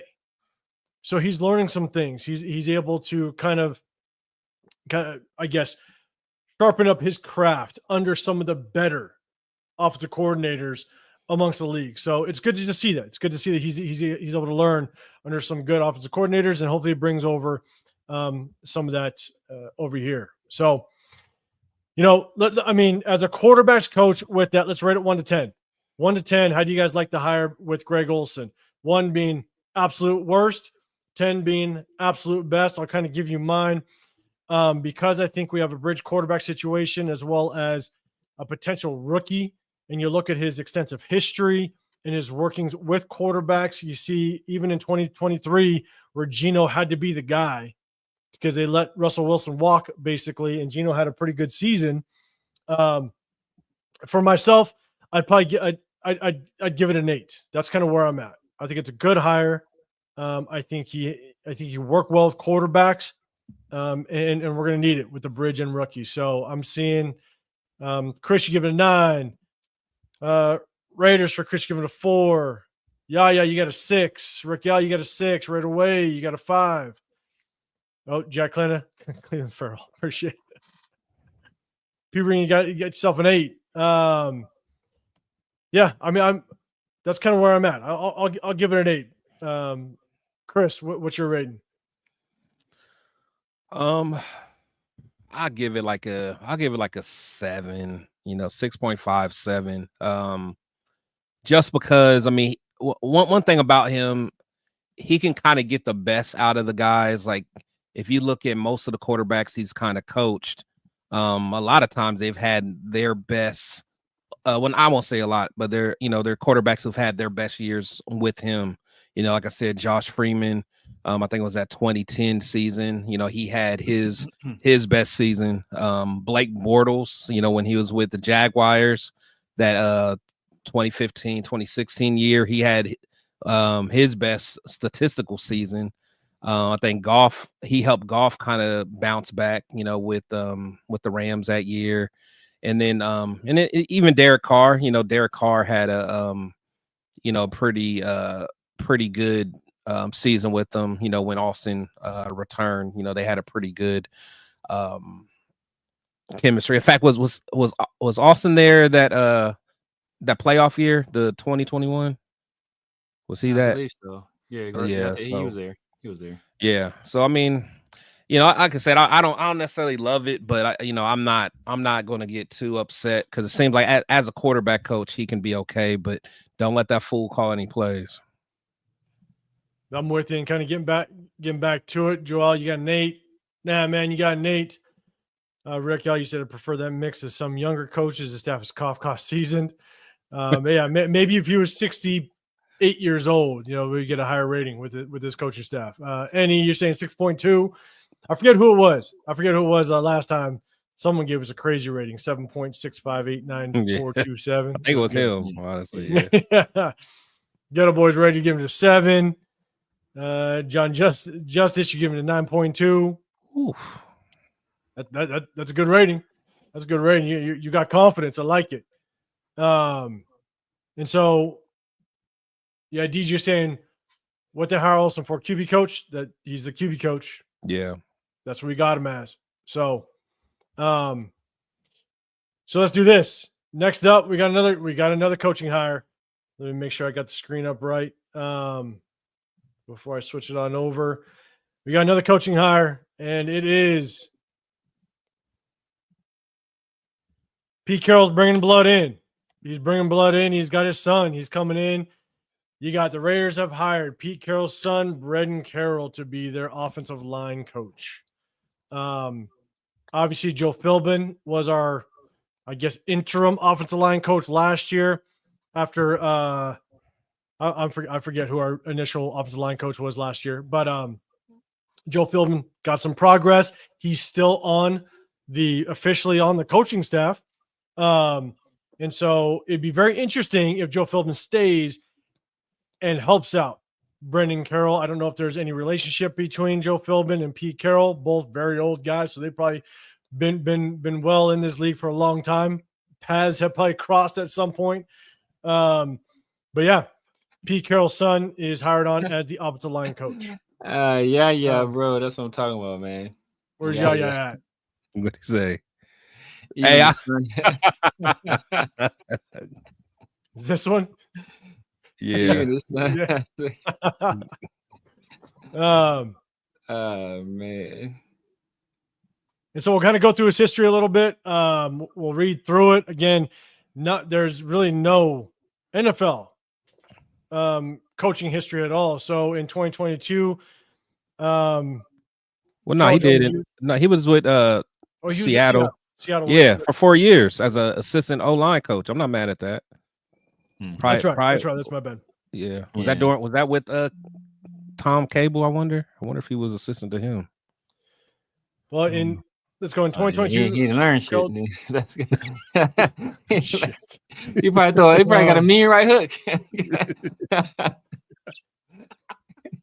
So Carroll joined the USC Children's staff as a graduate assistant under his father, Pete Carroll, obviously at USC during his first season. He works the offensive and special teams and switched to the tight ends the next year. In 2004, he became the full-time assistant coach in charge of tight ends.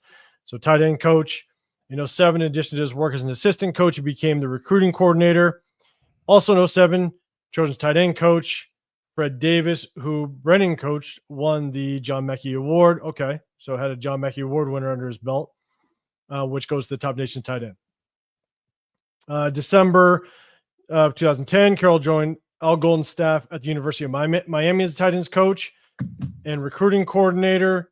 In 2013, Carroll moved to the wide receivers coach while retaining the recruiting coordinator title after the Hurricanes hired Mario Cristobal as associate head coach and tight ends coach. So a lot of tight end work. After 13 years at the collegiate ranks, Carroll joined his first NFL staff on February 9th, 2015, reuniting with his father, head coach Pete, head coach of the Seattle Seahawks. Carroll was the assistant offensive line coach and was promoted to run game coordinator prior to the 2020 season. So, Chris, like you're saying, assistant O-line coach with his dad, Pete Carroll, in Seattle. In 2021, Carroll joined the University of Arizona staff under head coach Jed Fish as offensive coordinator and offensive line coach. They had worked together in Miami in 2023. Arizona improved to 10-3. Concluding its 28-34 win over Oklahoma in the Alamo Bowl. Carroll was one of several coaches to follow Fish to the University of Washington in 2024, where he was the offensive coordinator and O-line coach. So, small stint with his dad in Seattle, but mainly looks like he had a lot of tight end work, but also some definite O-line work at Washington and some offensive coordinator work. So not an extensive history, but at the same time, that's why I think it'd be very interesting if Joe Philbin does kind of stay on this staff. And so this is one thing I just did it, but let's ask the chat real quick, guys. With this hiring, rate it 1 to 10. Rate the hiring of Pete Carroll's son as the offensive line coach, knowing that we did have Joe Philbin still on the staff. Rate it 1 to 10, 1 being worst, 10 being the best. I'll give you my rating right out the box. I'll give it a 5 because I really don't know what to expect out of this. Our offensive line needs a lot of work. We need to progress heavily in the offensive line. We have 2 rookies, JPJ, DJ Glaze on this offensive line. We might have another rookie depending on kind of how we go in the draft. But we definitely need some help, and we need someone that is proven to basically coach up this offensive line to make it as good as possible, because we have struggled in the run game. We've struggled to protect the quarterback. We need somebody to improve this offensive line and grow with these the young center and young guard JPJ and DJ Glaze. So I'm going to give it a 5. I hope that Joe Philbin does stay on and that he does help with his new O-line coach, Brendan Carroll. So I give it a 5. Chat, let me know. I'll definitely bring it up. Severe, I'll throw it to you first, man. Give me a grade. What you think on this coaching hire? I'm probably giving I'm going 4.5 or 5. You can't tell me that he's the absolute best you can. You can pay Pete Carroll $6 million to be an offensive coordinator, but the best offensive line coach you can find in the country just happened to be your son, coming off a losing season with Washington, losing season with Washington. I think the team that even though they lost a lot of talent, they go from playing in the Natty game to under 500. Like, you can't tell me he's the best guy you could find. So, but hey, look, Pete wants the sun around. So, he wants the sun around. Yeah, and let's see, who was it? Sorry, I just had it. Sorry, it's up there. Desert Raider, it's 5. It's about who you know, and that's what it is everywhere you go. It really is. It's not. Sometimes it's not how good you are; it's who you know. Unfortunately, but that's why I kind of give it a 5. I gotta go grab something. Chris, give me your rating. I gotta grab something, and I'll come right back. But give me your rating.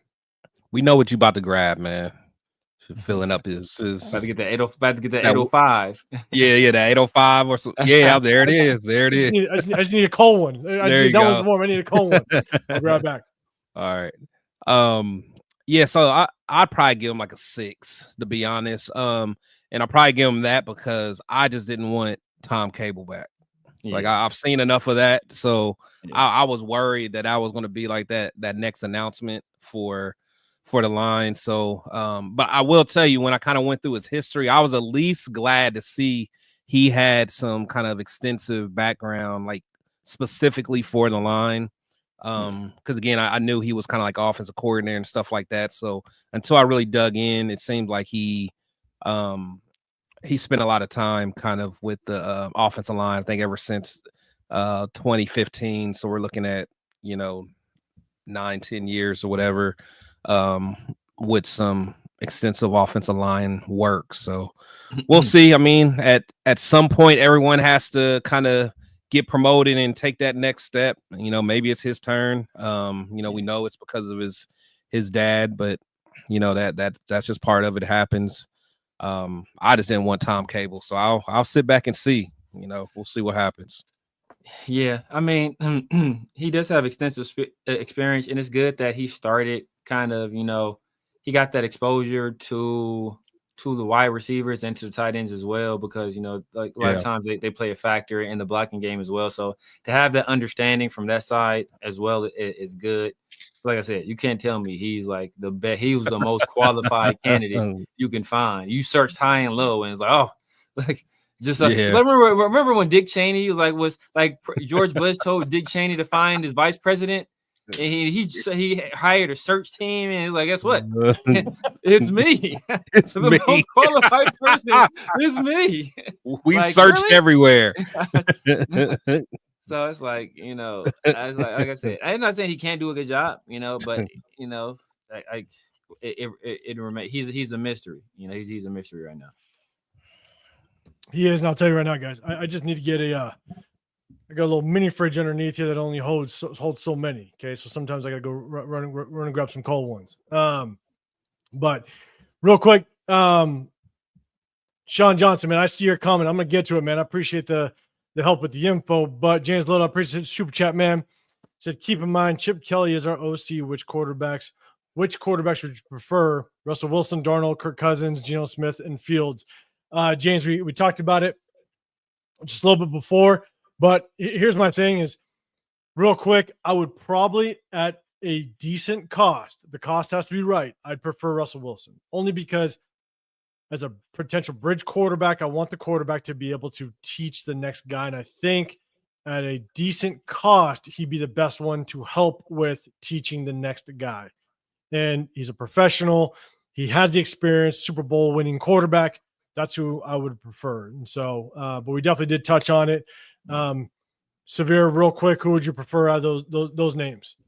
Of those names, depending on the cost, Geno Smith. I think he fits the system well. I think he's mobile enough. He's used to.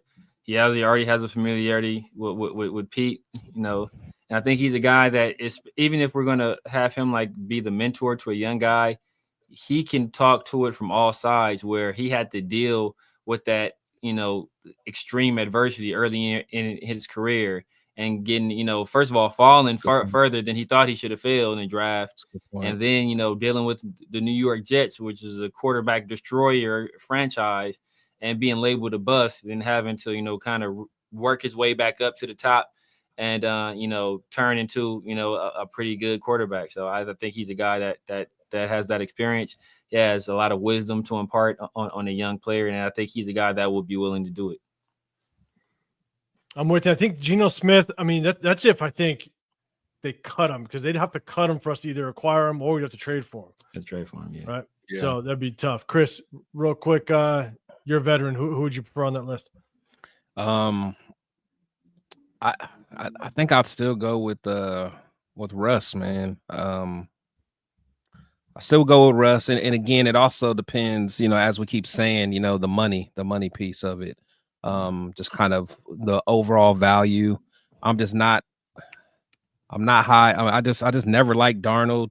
I mean, Cousins, I think he's kind of washed at this point. Never really liked Geno. Not really a Fields guy. I mean, I don't feel the way that Severe feels about him, but I think Fields could be potentially, decent in the in the scheme. But if I had to pick for what I need the quarterback for, which we kind of talked about earlier, is being a mentor. I'm just gonna go. I'm gonna go with Russ, man. I'm gonna go with Russ. Go with Russ. All right, man. And I think you guys, I'm seeing some side chats about our guy Tyree Wilson. They legit. They legit, they legit argue. Somebody legit arguing the Tyree. like I love it. I love it. Salute to both of them, LS and diehard Raider, man. I love it. That's what this is about. Talk your talk, man. It is, man. Talk your talk. And Sean Johnson, I'm gonna get back to yours again. I promise. You said, "Nah, man, appreciate the super chat again, man. Appreciate you." He said, "Best part of doing it early before the Super Bowl, full off season gets shit done. Something we haven't done in my 54 years of life, man. Hey, salute to you, 54 years. Yeah, we always the last to get somebody. We just getting the scraps. We always getting the scraps, man. Yeah. We're always getting everybody on the tail end of their career. You know what I'm saying? It's like someone that either wants a decent payday because we got to overpay them to bring them in. Yeah, you know what I'm saying? And we think we can get just the last bit out of them, and we go to trash. But yeah, man, I appreciate the super chat. John Johnson. Okay, so this is what he was saying. Brendan Carroll. Let's see. O-line rankings 2015 to 2019 rankings were 2015, 14th O-line ranking, third in the run. 2016, 32nd O-line ranking, 21st in the run. 2017, 27th O-line, 21st in the run. If I'm looking back at the years, so that is basically 26, 20, because he was with Seattle in 2015 to 2020. Okay. So yeah, it looks like with all this with all the years of Seahawks. So 2017, 27th O-line, 21st run, 2018, 15th O-line, first in the run. 2019, 13th ranked O-line, fourth in the run. In 2020, 14th O-line, sixth in the run. Okay. All right, so kind of a mixed bag there. Kind of a mixed bag. But I think he was the assistant O-line coach, right? So it's like tough. It's not like you can't give him all the praise or blame. Yeah, that's tough. But I appreciate the stats, man. Still good to look at. Yeah, 100%. Yeah, I appreciate the stats, man. That's awesome. He was learning who he's learning under. He was learning under Tom Cable, right? Until when? Tom Cable came back to us in 2018. That's when we hired Gruden back, right? 2018. Yeah. So he was with Tom Cable until 2018. I don't know who he was with after that. So units of Arizona, Washington were ranked consistently amongst the top 25 at the NCAA level and produced 6+ draft picks. Okay. All right. That's good to know. And I think, and actually, that's not bad. That's not bad right there. Because University of Washington, he was the O-line coach. University of Arizona, he was offensive coordinator and O-line coach. Okay, yeah. No, Sean Johnson, I appreciate the info, man. That's awesome. So, yeah, basically, look, at the end of the day, these are the additions. Those are the additions to the coaching staff. We definitely let some guys go, which is a little weird. You retain Patrick Graham thinking he might retain some of his own guys. But I think at the end of the day, it's interesting because it seems like Pete Carroll is kind of putting his stamp on this defense. He might be trying to bring in some position guys that he knows of, guys that kind of works within what his own mindset is. And now it's Patrick Graham having to kind of conform to that. And the thing is, not too mad at it. There's definitely some checks and balances going on, which definitely could be a good thing. And so, Severe, I'll throw it to you first. Kind of what's your thoughts on just all the coaching changes, especially the ones that we let go at the end of the day? Do you think it's a good thing? Or do you think we're raidering it up a little bit, moving in the wrong direction? I mean, I think it's a good thing. I mean, not like we was winning with those dudes, regardless. So, bringing in a fusion of talent. I think Patrick Graham, you want a steady hand on that side of the ball. I think that the defense is trending in the proper direction, if not for catastrophic injuries at damn near every level. So. Like we yeah, I was gonna talk about I don't even gotta talk about Tyree, man. We already know what it is. But like catastrophic injuries at every level, right? And if not for Calebon Chasen and Adam Butler and Laulu, excuse me, Raider Hawaii. If not for those guys, I don't know what we would have done like in terms of pass rush. So I think we were having to manufacture pass rush a lot of times because we weren't getting the production we were expecting to get out of guys, especially when you're missing Max and you're missing Christian Wilkins, you're missing Malcolm Kuntz. So I think it was good that we brought Patrick Graham back. Great that we brought Robbie Leonard back. To get some new blood in here, I don't mind that at all, right? Like a lot of these guys have been around us and been around us just losing, perpetually lose. And sometimes you be in that funk and you just losing and you just get comfortable losing. It's like, okay, well, this is, hey, get up, dust yourself off. We back at it next year. Like, get some new guys in here, some new guys that are hungry, that want to win, that maybe can bring some of the success that they're having with other organizations over here.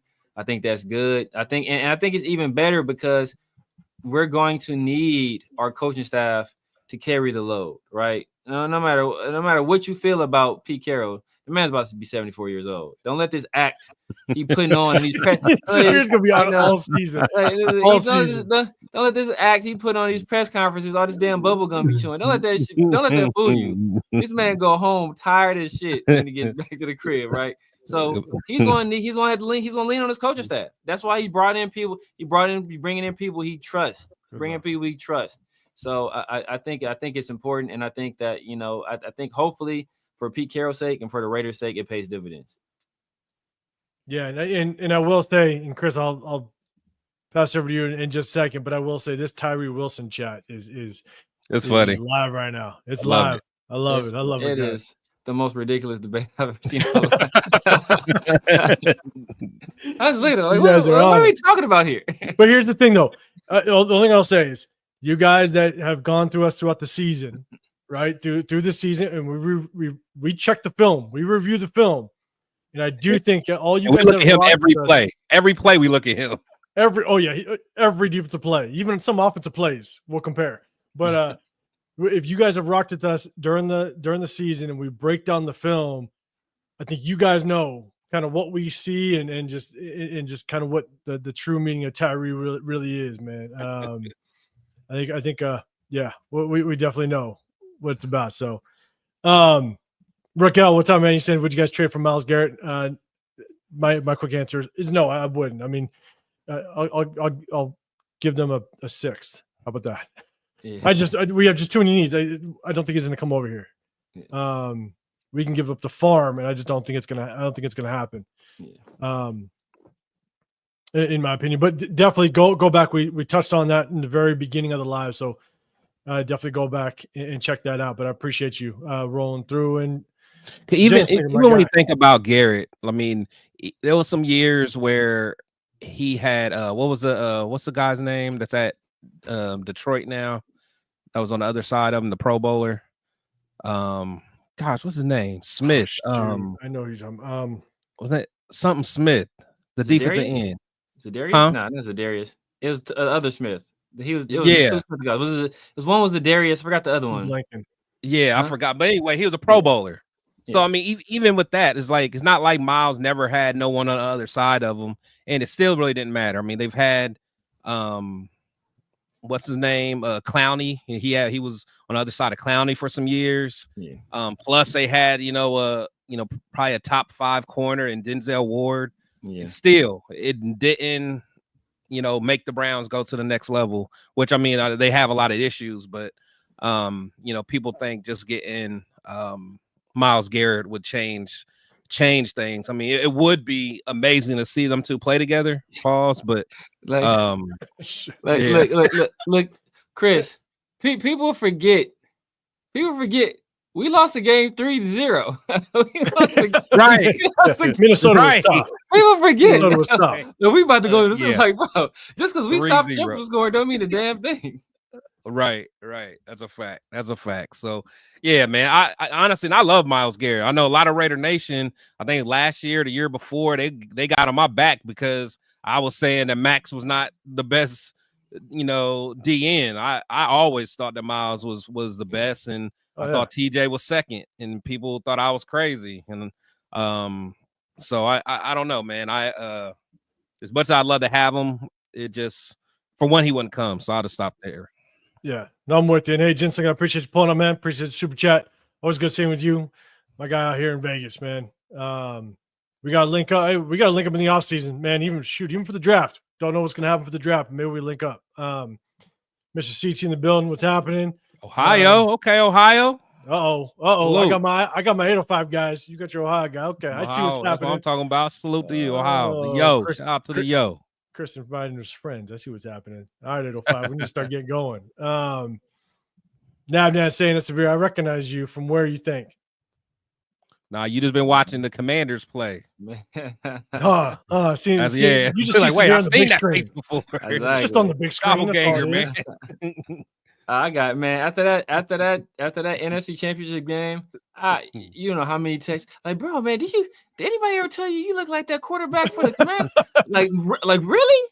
Like, I ain't never heard that before. I gotta check him out. What's his name? But hey, we're gonna do Smith, more stuff. Preston Smith. Nah. Yeah. No, it was the other one. Ladarius in. It was Ladarius Smith in. Zadarius Smith? Yeah, Ladarius was the one over there, not Preston. Ladarius. So yeah, and he was a Pro Bowler, and he was on the other side of Garrett for a couple years. So now, man, and I know I said it before, man. If you come out next season, we gotta definitely link up. Definitely link up, and then Severe. I know Chris, you come out for a game or two every year, even though you're from Ohio. We definitely all got to link up, man. It'd be cool, 100%. Sure. Oh, he's saying saw you at Atlanta Airport. All right, big time. What was that? Last year? It was last year? Whew, look at Severe getting around. Year? I like it. Probably last year. Where did I go to Atlanta? That's Severe getting noticed. I like it. This was happening. No, at the end of the day, for myself, and shoot, I just saw 703 in the building. 703 in the building. Appreciate you pulling up. At the end of the day, these are the coaches, right? It's starting to all come together, and I think I think when does free agency start? Early March. I think the 10th. I want to say. Yeah. And so early March, I think we're gonna see kind of what names fall off the board. We got a ton of salary cap. I think it's the second most salary cap, 92 million roughly. Heading into this offseason, we have a lot of free agents that we need to address, whether it be the Spillanes, the Trayvon Merrigs, Adam Butler's, a lot on the defensive side. And so I think what will be really good, unless there's another bomb drops of some sort, I definitely this weekend we definitely should go over some defensive free agents. I want to go over some defensive free agents, guys that we should prioritize. But then, and just kind of shouting out to you guys and everybody watching, what to look forward to is I think what would be really good, because the thing is that we could see all of our free agents. We could look at all of our defensive free agents, but the thing is we're not bringing them all in. You got to make sure you compare or evaluate what's in the draft versus what is in free agency. Also, kind of the backups. Who can we build? Because one of the things, Jonah Laulu, he's one kid that he produced enough last year that you might think, and with Rob Leonard coming back as our defensive line coach, you might have a ton of confidence in that kid. We might, as much as I don't want to see it, they might let Adam Butler walk. Yeah, because you might think Jonah Laulu. I hate that. I'm with you. I don't want to see it, but I just can't see Robbie Leonard doing that, because that's kind of a feather in the hat. Like, hey, I'm the one that kind of got him going. But you might be right. No, I'm with you. I don't want to see it, but right. And you take a look at look, Christian Wilkins and Adam Butler. They got a relationship. They played over in Miami. Yeah, you know what I'm saying. So they have a little bit of relationship there too. So again, I'm saying I don't want to see it, but those are things that you have to evaluate when you look at this roster. You're not going to sign everybody. So you got to take a look at free agency. You got to take a look at the draft, and who can you move on from and potentially replace, whether it be with a project that you have confidence in or someone that could be an impact player right out the box. But that's definitely something I want to go through. So this Sunday when we go live, definitely look forward to that. But I want to leave everybody with this in the chat, man. You guys have been rocking. I appreciate everybody. Rocking. Yeah, man. Everybody in the building. Now, man, he's saying it was about 2 years ago, he thinks. That sounds about right. That's about right. And so here's the thing is no Jenkins walks. And Adam Butler stays. Yes, I hope so. Yeah. Oh, and now, man, you're saying free agent March 1st. Okay, yeah, early March. Perfect. Appreciate it. Here's the thing is we usually go on Sundays. So chat real quick. Let me know what you're doing for Super Bowl. I know we're all, some people boycotting the Chiefs in this Super Bowl, but let me know what you're doing for Super Bowl on Sunday. Let me know if you guys are going to be around, potentially checking in, but I'll talk to my guy, Severe. What do you got planned for the Super Bowl this Sunday? Man, I don't even know yet, man. I'm going to be so mad. I'm gonna come Monday morning. I'm gonna be looking like LS. I'm gonna be in the gym. I'm gonna look like LS on Monday. Y'all gonna like, what's happening to Severe? Yeah, man. Hey, and then Chris, man, what you got doing for the Super Bowl?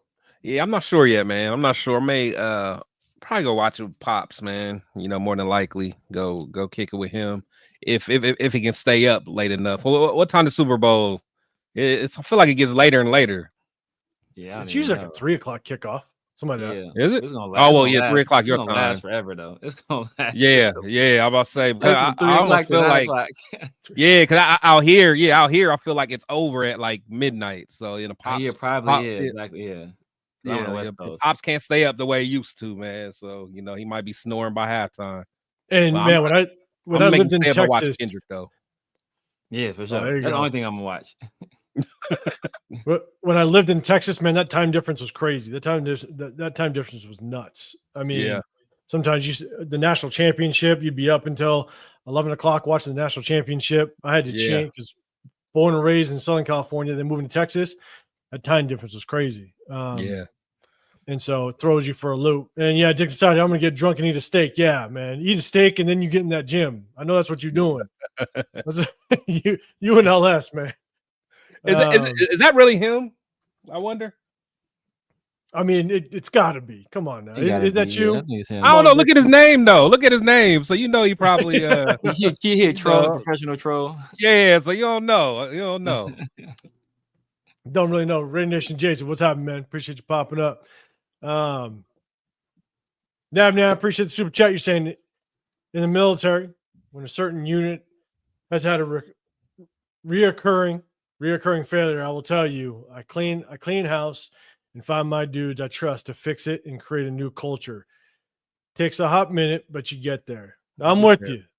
I'm with you. You know what I'm saying? Like, you definitely clean house and you do find the ones that you trust 100%. And you got them because it's not even creating a culture, right? It's creating a culture you trust. And that I'm with you, man. That's awesome. And hey, salute to you in the military, man. That's awesome. I appreciate you.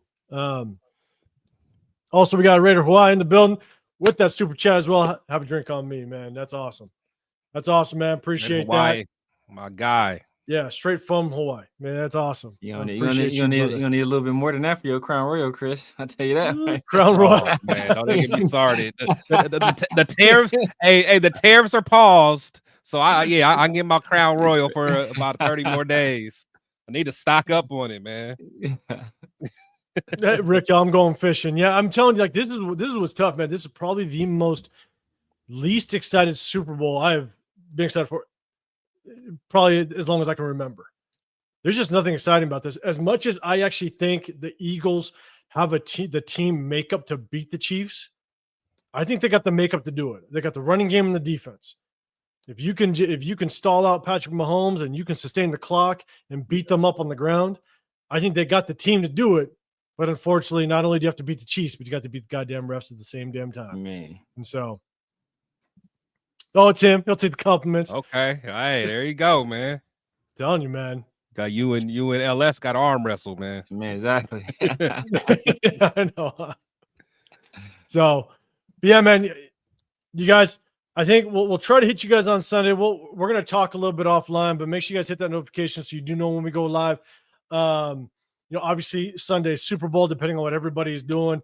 We'll try to still hit you on Sunday. If not, we're gonna move it around. We'll definitely find time to make sure that we hit you guys and get on here live and chop it up with you guys. Because man, you guys have been going nuts. You guys have been going crazy. The chat has been live. I've been trying to keep up with y'all. You know what I'm saying? But man, you guys fly with the chat, and I appreciate it. I appreciate everybody that has asked the questions. I appreciate all the super chats. I appreciate everybody just chopping it up and tapping in with us. So I appreciate you guys. Before we get out of here, Severe, let them know what they can expect from you and what you got going on. You guys know what it is, man. The Severe Raider on YouTube, IG, Snapchat, TikTok, X, all that good stuff. You can expect me to talk a whole bunch of shit. That's my signature. Got the box too. That's my signature, man. So I'm here, rocking out with my guys every Tuesday afternoon. And Tuesday evenings I got the 50-50 show. And I got Around the Shield Fridays, and then Sundays, we do our thing as well. So make sure y'all tap in, hit them like buttons, subscribe to all 3 channels, hit notification bells on all 3 channels, because as you guys see, news is happening fast. So you guys want to make sure you guys are tuned in. We give you some of the best takes on the internet, man. No cap. No cap. We try and Rick L, man, what color's the Gatorade this year? I'm going with orange. I was going to say orange too. But the thing is, like, you could bet on that shit. That's crazy. You could bet on anything. Yeah, for degenerates like you two. Yeah. I'm going to classic. I'm going to classic lemon lime. Classic lemon lime. Man, that was the worst play. Oh my god, that brings back. I never liked that one. Man. I never liked that. That brings back terrible passing league memories. Oh my goodness, you drinking yellow water when it's warm. It is warm. Yes. Yeah. In that orange jug. Oh my goodness. Yeah. And the worst was when it was the powder and mixed. That's weird. Yeah, you could taste the powder. That's all we had. Oh my goodness. You could either taste the powder or it was completely watered down. You couldn't taste the goddamn thing. It was completely watered down and still gritty sometimes. Exactly. Who started this? Raiders for Chris, man. You in the Vegas area? Cool, man. I'm actually down in the Green Valley Ranch. Or next, I usually rock the Green Valley Ranch casino, go to the sports book and all that stuff, man. Hit me up on IG _805 Raider. Hit me up because with Jen Slinger, we'll link up every once in a while, catch some of the games, all that stuff. So, man, hit me up on Instagram, man. Maybe we'll link up, or even for a Raider game next season, or even for the draft, depending on what I'm doing, man. Hit me up, man. It's good to hear that you're in the area. But now, man, you're saying go Eagles, man. I want to see it. I want to see it 100%. Can't get that 3-peat, but I'll tell you right now, if that 3-peat allows Andy Reid to retire, get his ass out of here. I'll just not watch it and close my eyes. And so, Chris, all right, brother, let everybody know what they can kind of expect from you, and then kind of what you got going. Yeah, man. Protect the Show podcast on X, Instagram, of course, YouTube. So I'm, continue just grinding, man. So I'm doing this show on Tuesday and Sunday with my brothers, man. So, and I also got something that I'm about to start up with my boy, Dub Raider. We're going to do something on a weekly, just like a 15-20 minute, like just a quick recap. That it's an idea that he had. So we're going to kind of start that here soon as well. So again, make sure you guys hit the notification bells. And then also I will be out in 805's territory later this month, man, for the Commitment to Excellence dinner. So if anybody is in the area, man, hit me up, man. We can grab a drink. Be careful. I drink now. I haven't for a while, but 805, no, I drink now. He knows, trust me. You know what I'm saying? So, but yeah, definitely, hit me up, man. I would love to meet some of you guys and kick it with you and talk ball. Yeah, man, because Chris, you said you're going to be here end of the month, and we're going to link up. And so Raiders for Chris, man, hit us up. If you're in the area, we all want to kind of link up, just grab a drink or something like that. I know Jen Slinger, he's in the area. Yeah. Hit us up, man. Maybe later this month, we'll all get together and just kind of chop it up, man. It'll be fun. You know what I'm saying? Like, good thing is this little community, and that's kind of how we want to rock it and make sure that, we just kind of make a good Raider community, man. That's what it's all about. That's honestly why I started this. To be dead honest, I started this at the beginning of last season, and I moved to the area, and I was pissed off that there were no Raider fans in this area. I was pissed. I was hoping I could raise my kids around a bunch of Raider fans. I couldn't find them. I said, you know what? Let me jump on here and just talk. I stopped coaching. I coached for a lot of years, and I was done. And I said, you know what? Let me jump on here and just talk. And I was able to meet people like you guys on the screen, share the screen, chop it up, and even the people in the chat, just meeting everybody in the chat and all that stuff, like Jen Slinger and Leo and all those guys. Man, it's made it fun. You know what I'm saying? And so what's about? Yeah, it's cool shit. And I'm enjoying it without question. I appreciate everybody in the chat. So, just so Dub Raider is who you did the interview in Tamsworth, right? In them small ass booths. Yeah. I lost a little weight since then, though. But man, I was in a small little. I ain't seen a black man that uncomfortable in an interview since R. Kelly sat down with Gail Sayers or Gail King. It was like, well, man, Chris. I'm like, man, how you got me in this little booth, man? How you selling the greasiest food in America with these little ass booths? That's what I'm like, man. That's some West Coast stuff, man. All y'all on the West Coast skinny, man. I was stuck in that booth. Hey, now, man, if you're going to be here. That was a good interview, though, man. That was a good interview. Yeah, appreciate it, man. Yeah, he's a good dude. He's a good dude. Now, man, if you are here end of March, man, hit me up on IG _805 Raider. Hit me up and we'll try to link up, grab a drink or something like that, man. I appreciate you. Tyler A, next live show is mostly going to be Sunday night, but again, we're going to try to work it out. It's Super Bowl. You know what I'm saying? So we'll see how it works out. But make sure you hit that notification bell so you do know when we go live. We'll definitely hit you up. But consistently, we try to do Tuesdays and Sundays. But you always with us, man. I know you know. But yeah, we'll try to do Sunday. And Scotty Waddy, what's up, man? Scotty Waddy, that's my guy. But hey, I appreciate everybody. I'm 805 Raider, Real Talk Raider Nation. We hit you guys Tuesdays and Sundays. We appreciate everybody asking the questions in the chat, the super chats, everything. And also, real quick, LS, you said it. Chris got memberships available as well, guys. Make sure you guys hit that up. You know what I'm saying? And make it right. It might be half drink, but yeah. It'd be just the bag with some pennies in it. Yeah. It'll just be a whole bunch of bags, purple and green bags. It'll just be the peeled off labels. That's what it is. Just Raiders, baby. I appreciate you pulling up. Make sure you guys go hit him up and support his channel as well. Go Eagles, yeah, and Jen Slinger, yeah, man. Maybe we can get everybody together a little bit later. And Chris is going to be here later this month. We all can get together and chop 22nd, the 22nd of February. All right, Jen Slinger, clear that schedule, man. We're gonna make it work. So Cal, everybody in that, man, appreciate it. Last super chat of the evening. I appreciate you. If I may, one moment to think about the folks that lost lives in the unfortunate accident in DC and PA. Much love, yes. 100%. That was unfortunate and that was crazy, that accident. Yeah. And, you just never know. You know, people say it all the time and it's tough, man. You never know when is the last time you're going to see somebody. So make sure you definitely show appreciation and love, hug and love on the loved ones that are close to you, because you never know. Shit happens and it's tough. So, man, I appreciate the super chat. But also, hey, one before we go, and let me just see if I can get an update, because I don't even know. But keep our brother Rundown and you guys' thoughts, man, because he is expecting to have his baby anytime today. Oh, so really? little baby Rundown should be here either today or at some point, maybe early tomorrow, man. So all you guys know he's part of the family, man. So make sure keep him in your thoughts, and if you guys are connected to him on he'll kill me if I'm talking about Facebook. He's too young for that. But on IG or anything, man, and Twitter, man, make sure you just show him some love, man, and just some support. Yeah, 100%, man. And I didn't know it was that soon. So I knew it was coming up, but didn't know it was that soon. But yeah, everybody showed love to Raider Rundown. And I hope the best for him. I got 3 of my own, so I know that process. It's crazy and it's wild, and I think this is his first, right? Yeah. Yep.